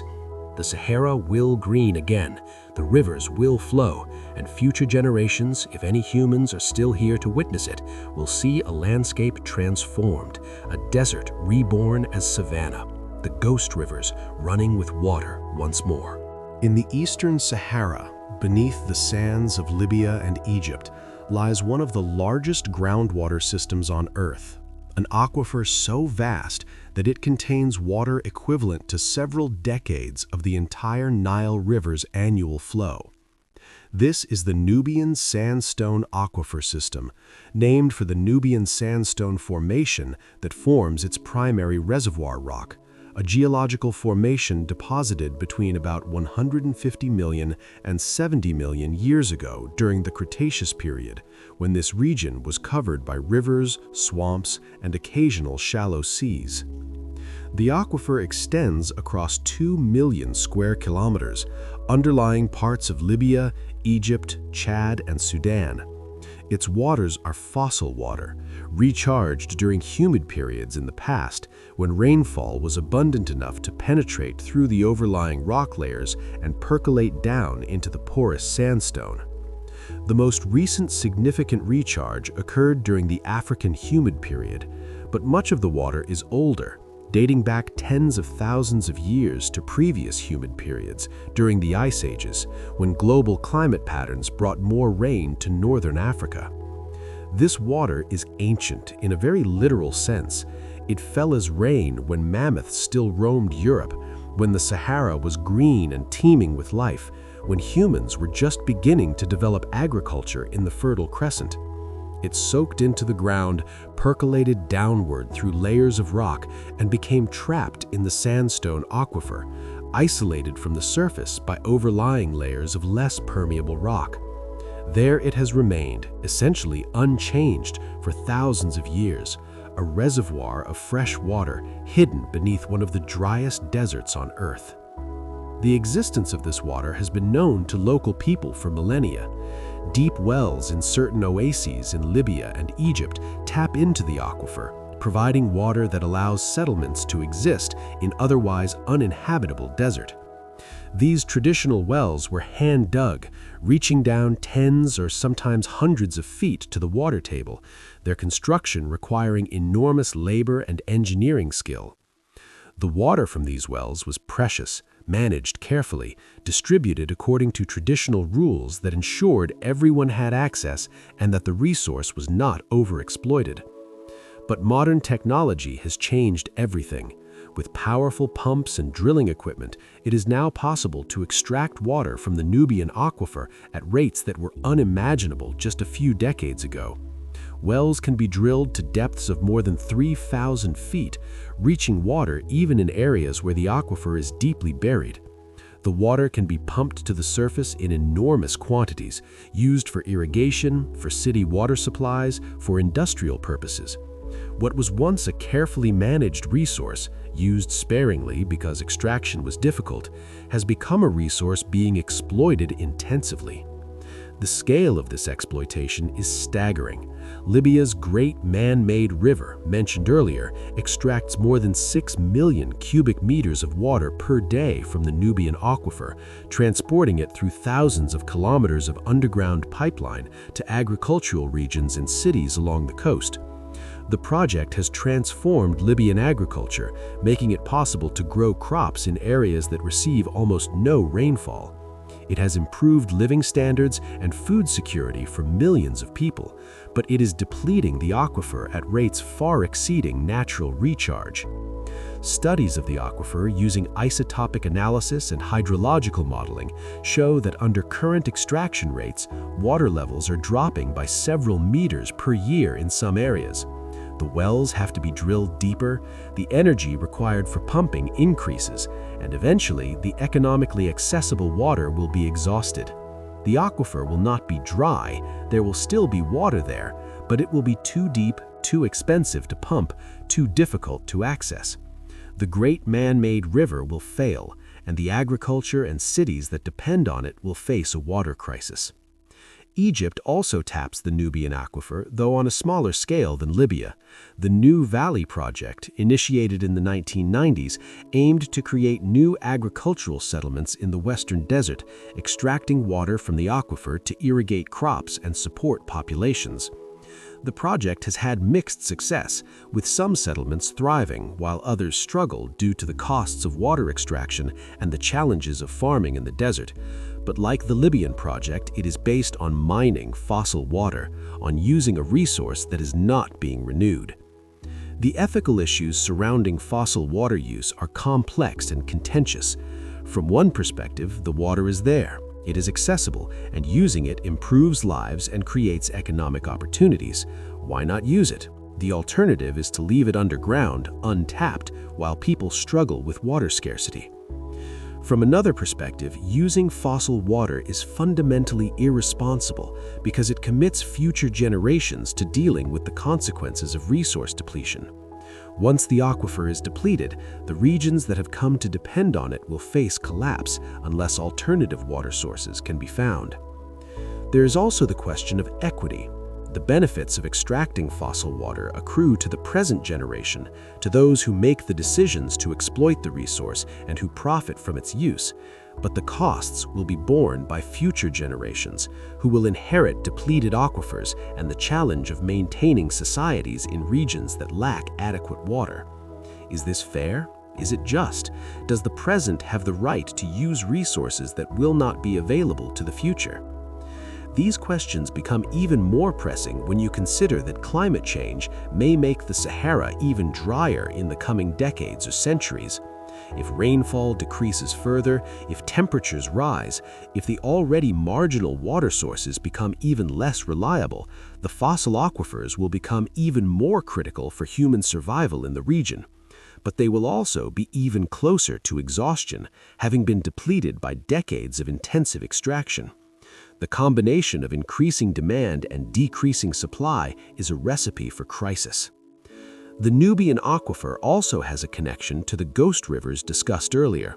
Some of the recharge of the aquifer during humid periods came from the rivers that flowed across the Sahara, water that infiltrated from river channels and percolated down to the aquifer. The river sediments, with their high permeability, created pathways for recharge, allowing surface water to reach the aquifer more efficiently than it could through the surrounding less permeable rock. This means that mapping the ghost rivers can help identify areas where the aquifer was most effectively recharged, areas where the water is most abundant and accessible. It also means that the ghost rivers and the fossil aquifers are part of the same hydrological system, different aspects of the same story about water in the Sahara. The rivers were the visible surface manifestation of water abundance during humid periods. The aquifers are the hidden subsurface legacy of that abundance, the water that's soaked into the ground and has been preserved there for thousands of years. Understanding one helps us understand the other, and both together give us a more complete picture of how water moved through the Sahara's landscape during different climatic conditions. The sediments that make up the Nubian sandstone aquifer tell their own story about the environment that existed when they were deposited. The sandstones were formed from sand deposited by rivers and in shallow marine environments during the Cretaceous period. Cross-bedding in the sandstone shows the direction rivers were flowing, allowing reconstruction of ancient drainage patterns. Fossils in the sandstone, petrified wood, dinosaur bones in some locations, marine organisms in others, show that the environment was dynamic, shifting between terrestrial and marine conditions as sea level rose and fell. During the Cretaceous, the climate was much warmer than today, with no ice at the poles and sea levels much higher than at present. The Sahara region, then located somewhat south of its current position due to continental drift, was covered by extensive river systems that drained the African interior. These rivers deposited the sand that would become the Nubian sandstone, layer after layer accumulating over millions of years, creating a formation that is in places more than 3,000 feet thick. After deposition, the sandstone was buried beneath younger sediments, compacted and cemented as minerals precipitated from groundwater. Eventually, tectonic uplift raised the formation, and erosion removed the overlying layers, exposing the sandstone at the surface in some areas while leaving it buried beneath younger rock and sand. The formation now outcrops in western Egypt and eastern Libya, where wind erosion has carved it into spectacular landscapes of cliffs, mesas, and buttes. In other areas, it remains deeply buried beneath younger rock and sand, accessible only by drilling. The hydrogeology of the Nubian aquifer is complex. The water is not uniformly distributed, but is concentrated in areas where the sandstone is thickest and most permeable, where fractures and faults create additional porosity and permeability, where recharge was most effective during humid periods. The water table depth varies from less than 100 feet in some oases to more than 3,000 feet in areas where the aquifer is deeply buried. The water quality also varies, with some areas having fresh water suitable for drinking and irrigation, while others have brackish or even saline water that is less useful. The flow of water within the aquifer is extremely slow, measured in meters per year or even meters per century. This means that water extracted from a well may have taken thousands of years to move from its point of recharge to the point of extraction. It also means that the aquifer responds very slowly to changes in recharge or extraction. If pumping stops, water levels will recover, but the recovery will take centuries or millennia. If pumping continues at high rates, the effects will persist for generations, long after the pumping has ceased.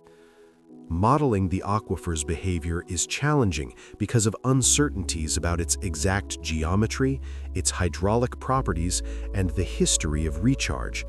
Different models give different predictions about how long the aquifer can sustain current extraction rates, with estimates ranging from a few decades to a few centuries. But all models agree that the current rate of extraction is unsustainable, that water levels are declining, and that at some point in the future, the accessible water will be exhausted.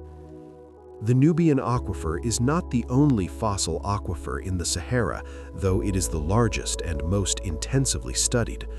Other aquifers exist beneath Algeria, Mauritania, and other Saharan countries, all containing fossil water, all being tapped for various purposes, all facing similar issues of sustainability and depletion. Together, these aquifers represent a vast reserve of water, a legacy of the humid periods when the Sahara was green. But they are a finite resource, not being replenished under current climatic conditions, and they will eventually be depleted if extraction continues. The question facing the Saharan countries is how to manage this resource wisely. Should extraction be limited to ensure that the aquifers last as long as possible, even if this means foregoing economic opportunities in the present? Should the water be reserved for essential uses like drinking water, or is it acceptable to use it for agriculture and industry? Should international cooperation and regulation be implemented to prevent overexploitation, or is each country free to extract as much water as it can from the aquifers beneath its territory?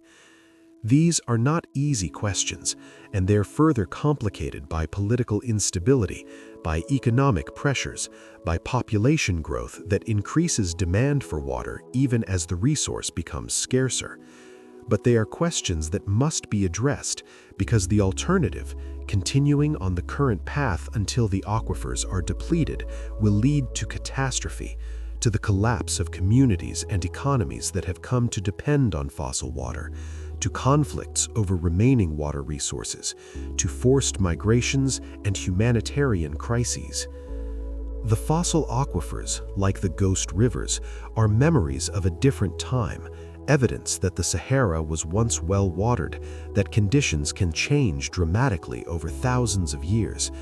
But unlike the ghost rivers, which are passive features simply preserved in the landscape, the aquifers are active resources being used and depleted in real time. They are a bridge between past and present, between the green Sahara and the arid Sahara, between abundance and scarcity. How we manage them will determine, in part, what the future holds for the millions of people who live in and around the desert.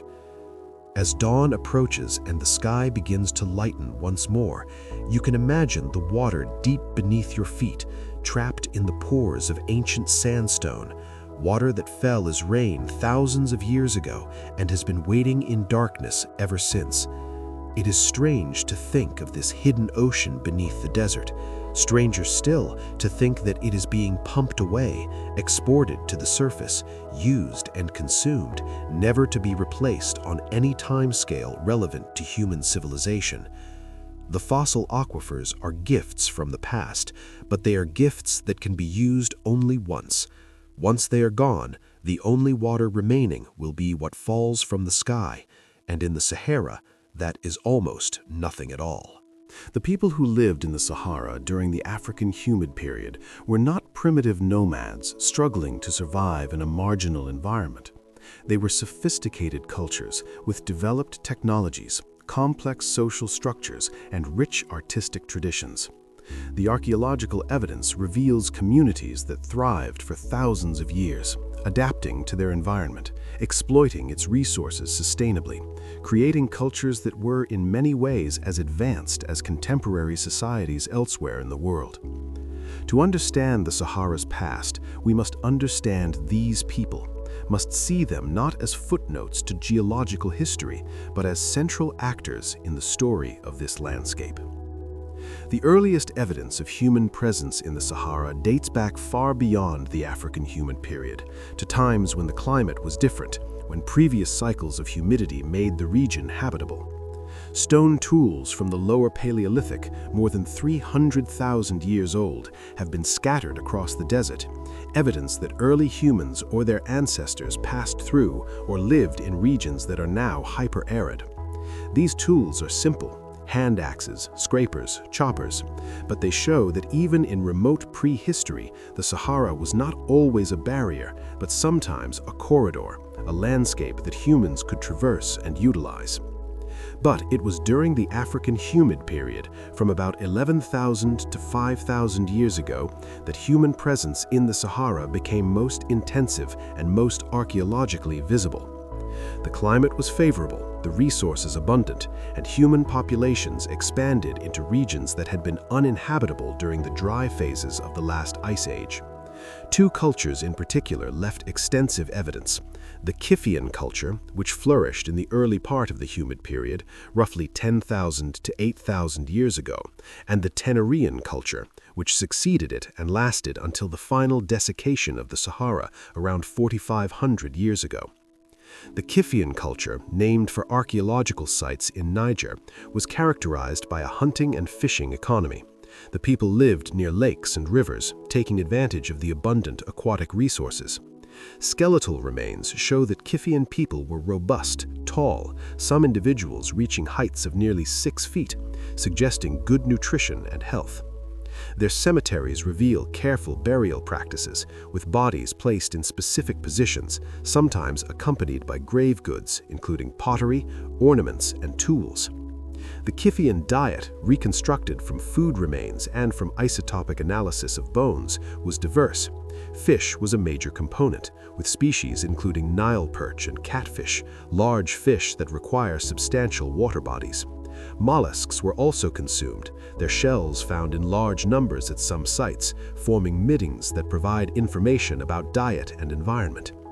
Land animals hunted included antelope, wild cattle, and occasionally larger game like elephants or hippos, though megafauna were less common in the diet than smaller, more easily captured animals. The pottery produced by the Kiphian people is distinctive, decorated with wavy line patterns created by dragging a comb or similar tool across the wet clay before firing. This pottery is among the earliest in Africa, appearing about 10,000 years ago, contemporary with or even preceding pottery traditions in the Near East. The fact that pottery appeared so early in the Sahara challenges assumptions about cultural development and suggests that innovations in technology can arise independently in different regions when conditions are favorable. The Tenerian culture, which emerged around 7,000 years ago and persisted until about 4,500 years ago, showed adaptations to the gradually drying climate. The Tenerian people were smaller in stature than the Kiphian, possibly reflecting nutritional stress as resources became scarcer. Their economy shifted toward pastoralism, with evidence of cattle herding becoming increasingly prominent in the archaeological record. The rock art from this period shows cattle in great detail, emphasizing their importance to the culture. The shift to pastoralism was an adaptive response to environmental change.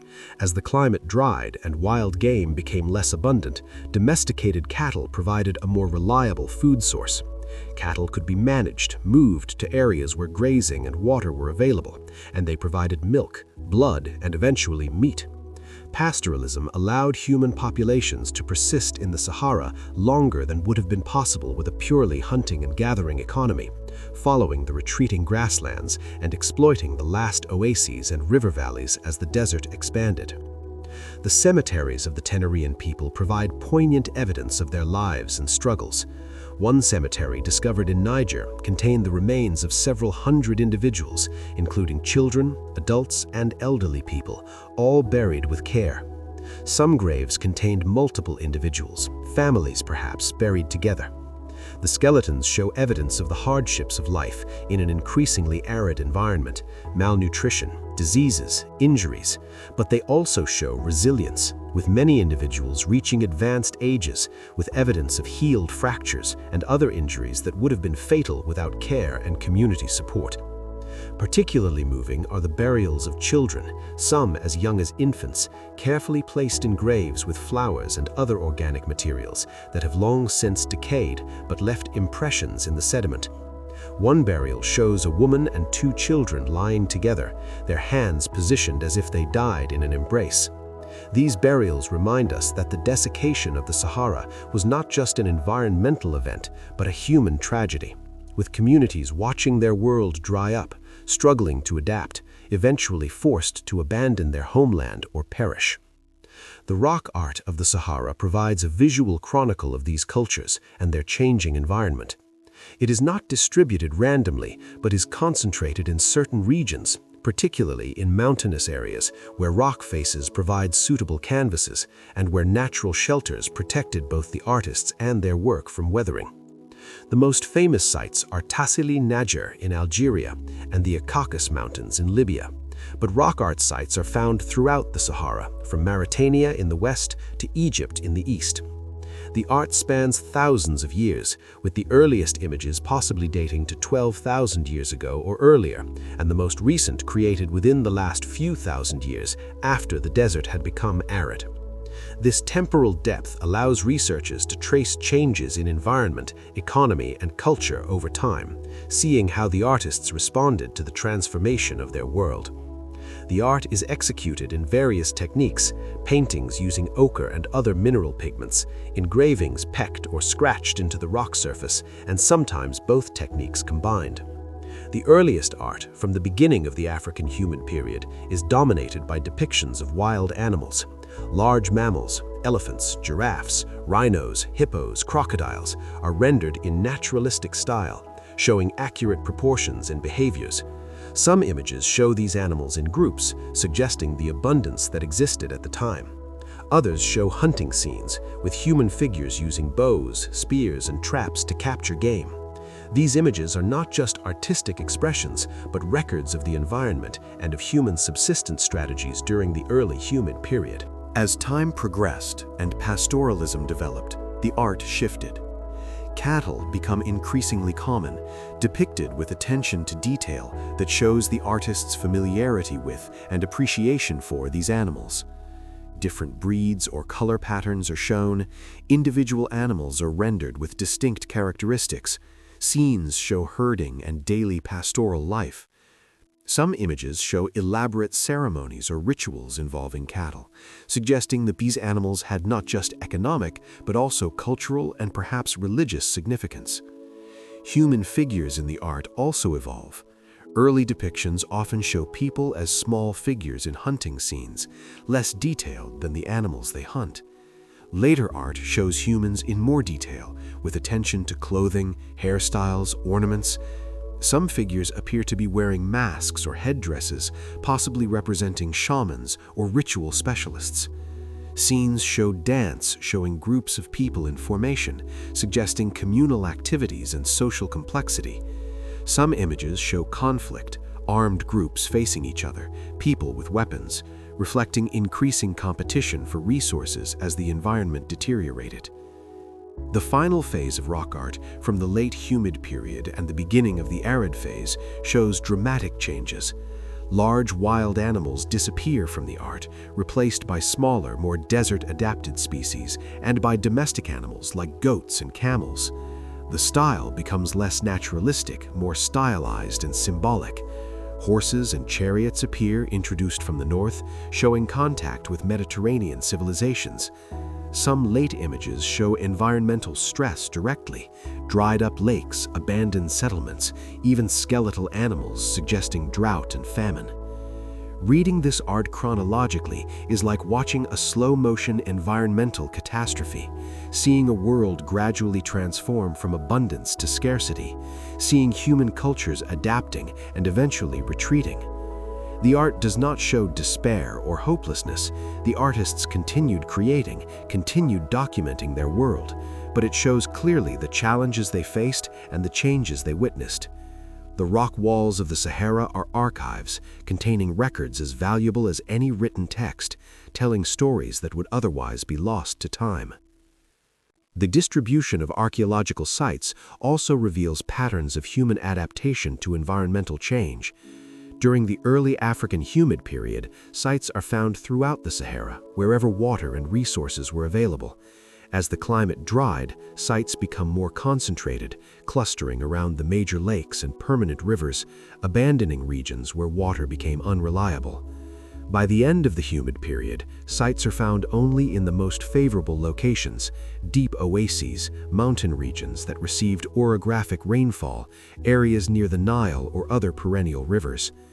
This pattern of concentration and eventual abandonment is visible archaeologically through the density and dates of sites. Carbon dating of organic materials from sites shows when they were occupied, allowing reconstruction of settlement patterns over time. The data shows a clear trend. As the Sahara dried, people moved, following the water, retreating towards the margins of the desert or towards the remaining oases. By about 4,000 years ago, the interior Sahara was largely abandoned, its human population reduced to small groups around isolated oases, with the bulk of the population having migrated out of the desert entirely. Where did they go? Some moved north toward the Mediterranean coast, perhaps contributing to the populations of ancient Berber cultures. Some moved south towards the Sahel and the savannas beyond, possibly introducing pastoral practices to regions that had been primarily agricultural. And some moved east towards the Nile Valley, where their arrival may have contributed to the rapid development of Egyptian civilization. The concentration of population in the Nile Valley, driven by climate refugees from the drying Sahara, created the dense agricultural society that would become ancient Egypt, building the pyramids and developing hieroglyphic writing and creating one of the great civilizations of the ancient world. This connection between Saharan desiccation and the rise of Egyptian civilization is not proven definitively, but suggested by multiple lines of evidence. The timing matches. Egypt's pre-dynastic period and the unification under the first pharaohs occurred around 5,000 years ago, coinciding with the final drying of the Sahara. The cultural traits match. Early Egyptian art and iconography include motifs and styles similar to Saharan rock art, suggesting continuity or contact. The economy matches. Early Egyptian culture was heavily pastoral before shifting to intensive agriculture, similar to the trajectory seen in the late Saharan cultures. Whether or not Egyptian civilization was directly caused by Saharan climate refugees, it is clear that the desiccation of the Sahara had profound effects on human geography and cultural development across northern Africa. A region that had supported significant populations for thousands of years became largely uninhabitable, forcing those populations to move, to relocate, to seek more favorable locations, to adapt to new environments and new ways of life. The cultural and technological innovations developed in the Green Sahara, pottery, pastoralism, perhaps early agriculture, were carried to other regions and contributed to the development of societies there. The legacy of the Saharan cultures is visible not just in archaeology, but in the cultures that exist today around the margins of the desert. The Berber peoples of North Africa, the Tuaregs of the Central Sahara, the Nilo-Saharan groups of the South, all may have ancestral connections to the populations that lived in the Green Sahara. Their languages, their material cultures, their knowledge of desert survival, all may contain elements inherited from those earlier inhabitants who adapted to the desert as it formed and who passed down their knowledge through generations. The story of these Saharan peoples is ultimately a story about resilience and adaptation, about how humans respond to environmental change, about the choices made in the face of deteriorating conditions. They adapted their economy, shifting from hunting to pastoralism. They moved, following resources, seeking more favorable locations. They continued to create, to produce technology, to maintain social structures and cultural practices even as their world changed around them. And when adaptation was no longer possible, when the environment became too hostile, they left, carrying their culture and knowledge with them to new lands. Their fate is a reminder that climate change is not an abstract concept, but a force that shapes human lives, that drives migrations and cultural transformations, that can make entire regions uninhabitable. The Saharan peoples faced a world in transition, and their responses, both their successes and their failures, have lessons for us as we face our own period of rapid environmental change. The desert does not forget. The archaeological sites, the rock art, the ghost rivers and fossil aquifers all preserve the memory of what was and what happened when the climate changed. It is a memory worth studying, worth understanding, worth learning from. The process by which scientists discover and interpret the hidden features of the Sahara, the ghost rivers, the ancient lakes, the buried archaeological sites, is itself a remarkable story of technological innovation and patient investigation. Just a few decades ago, much of what we now know about the Green Sahara was unknown or speculative. The landscape was too vast, too hostile, too difficult to survey comprehensively using traditional ground-based methods. But the development of satellite remote sensing and other technologies has revolutionized our ability to see beneath the sand, to detect features invisible from the ground, to reconstruct the past with unprecedented detail. Satellite remote sensing works by detecting electromagnetic radiation reflected or emitted from Earth's surface. Different materials, rock, sand, vegetation, water, interact with electromagnetic radiation in different ways, absorbing some wavelengths and reflecting others. By measuring these patterns of absorption and reflection across multiple wavelengths, satellites can identify different surface materials and features, creating images that reveal characteristics invisible to the human eye. For detecting features beneath the sand, radar is particularly valuable. Radar systems emit microwave radiation and measure the energy reflected back. Microwaves can penetrate several meters into dry sand, reflecting off buried features and creating images of subsurface structures. In the Sahara, where sand cover is extensive but often not extremely deep, Radar can reveal buried river channels, ancient lake shorelines, archaeological sites, and geological structures that are completely hidden from optical view. The first systematic radar mapping of the Sahara was conducted by the Space Shuttle in the 1980s and 90s using the Space Shuttle Imaging Radar. These missions revealed extensive networks of buried valleys in the eastern Sahara, the channels of rivers that had not flowed for thousands of years, but that were still visible to radar. The images showed drainage systems with remarkable clarity, tributaries joining main channels, meanders and oxbows indicating where rivers had changed course, all preserved beneath the sand like a ghost landscape waiting to be rediscovered. These discoveries revolutionized understanding of the Sahara's past. Suddenly, it was clear that the desert had once hosted extensive river systems, that water had been abundant, that the landscape had been fundamentally different. The radar images provided maps that could guide ground surveys, showing researchers where to look for sediments, fossils, archaeological sites. What had been speculation based on limited evidence became documented fact confirmed by direct observation from space. But radar is just one tool in the remote sensing toolkit. Multispectral and hyperspectral imaging, which measure reflected sunlight at many different wavelengths, can detect subtle variations in surface materials that indicate buried features.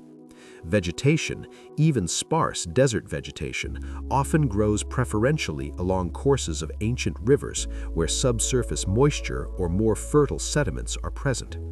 These vegetation patterns, invisible or barely visible from the ground, show clearly in satellite images taken in infrared wavelengths where healthy vegetation reflects strongly.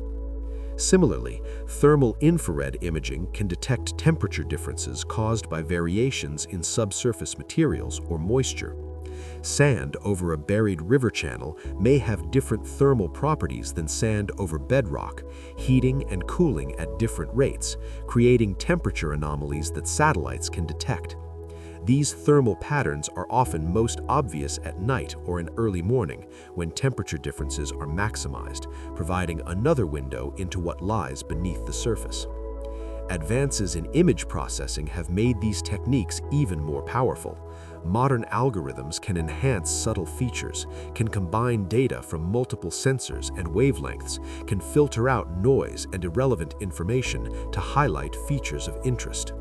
Machine learning techniques are being applied to identify patterns that humans might miss, to classify surface materials automatically, to predict where buried features are likely to be found based on characteristics of known sites.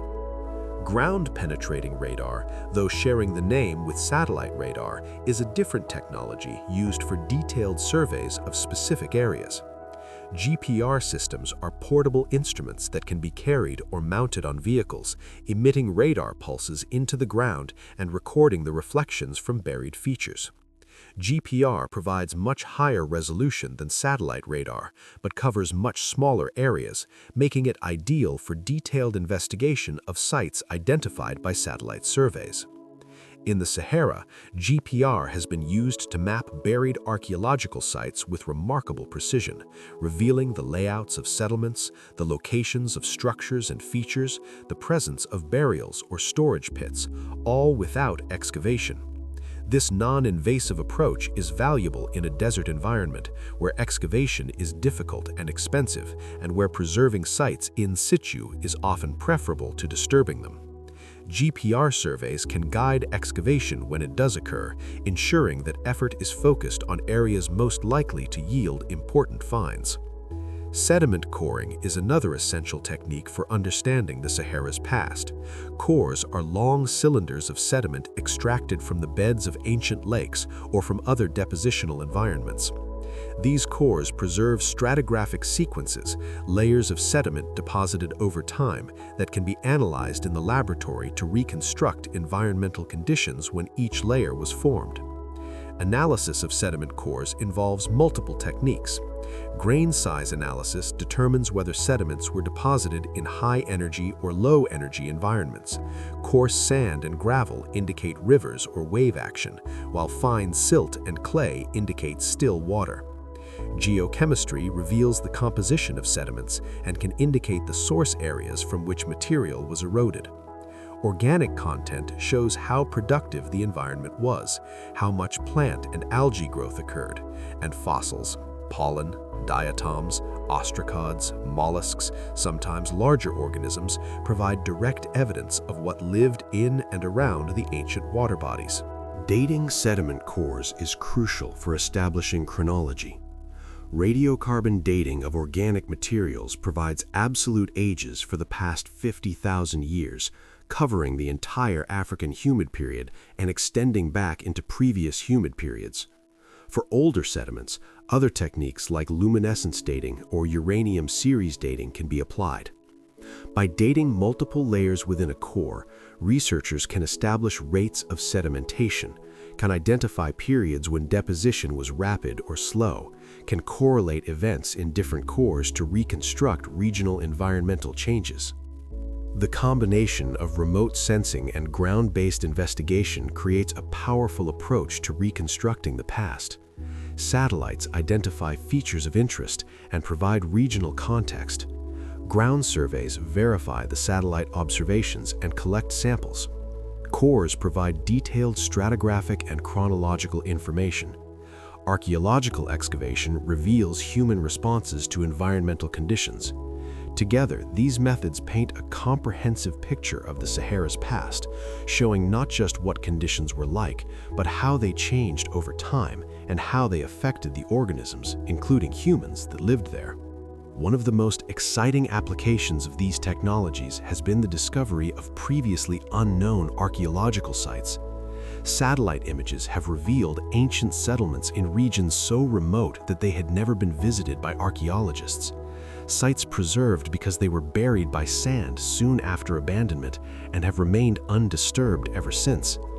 These sites provide pristine snapshots of past cultures with artifacts and features in context, offering insights that would be impossible to obtain from sites that have been looted or disturbed. In some cases, satellite data has revealed features whose significance was not initially recognized. Circular patterns in the desert might be dismissed as natural features until ground investigation reveals they are the remains of ancient structures. Alignments of stones, barely visible on the ground, show clearly from space and are recognized as ancient roads or ceremonial sites. Even rock art sites, hidden in remote canyon walls, can sometimes be detected from satellites through careful analysis of shadow patterns or by detecting the slightly different reflectance of rock faces modified by engraving or painting. The interpretation of these discoveries requires interdisciplinary collaboration. Geologists contribute understanding of sedimentary processes and chronology. Archaeologists interpret human artifacts and settlement patterns. Paleoclimatologists reconstruct past climates from multiple lines of evidence. Hydrologists model ancient water systems and groundwater flow. Together, these specialists create integrated interpretations that are more robust and comprehensive than any single discipline could achieve alone. But challenges remain. The Sahara is vast, and even with satellites, comprehensive coverage requires enormous amounts of data and analysis time. Not all features are visible from space. Some are buried too deeply. Some lack the characteristics that make them detectable by current sensors. Ground access is limited by logistics, by political instability in some regions, by the simple difficulty and danger of working in one of the harshest environments on Earth. And funding for this research is limited, with many potential sites identified but not yet investigated, many questions raised but not yet answered. Despite these challenges, the pace of discovery continues to accelerate. New satellites with improved sensors provide better resolution and more wavelengths. New processing algorithms extract more information from existing data. International collaboration allows sharing of data and expertise across borders. And as awareness grows of the Sahara's importance for understanding climate change, human prehistory, and landscape evolution, support for research increases. The technologies that reveal the Sahara's hidden features are not just archaeological or geological tools. They are also tools for understanding our planet, for learning how Earth systems work, for recognizing patterns and processes that operate across different scales of space and time. The techniques developed for finding ghost rivers can be applied to other deserts, to other planets, to any environment where features of interest are hidden beneath the surface. The Sahara serves as a natural laboratory, a testing ground for methods that have applications far beyond the desert itself. And there is something profound about using the most advanced technologies to reveal the most ancient past, about employing satellites and computers and sophisticated analysis to understand the lives of Stone Age hunter-gatherers or the courses of rivers that dried up thousands of years ago. It demonstrates the continuity of human curiosity, the desire to understand our origins and our environment that connects us to every generation that came before. The people who painted on rock walls in the Sahara thousands of years ago were driven by similar impulses to the scientists who now study those paintings from space, a desire to document, to understand, to make sense of the world around them.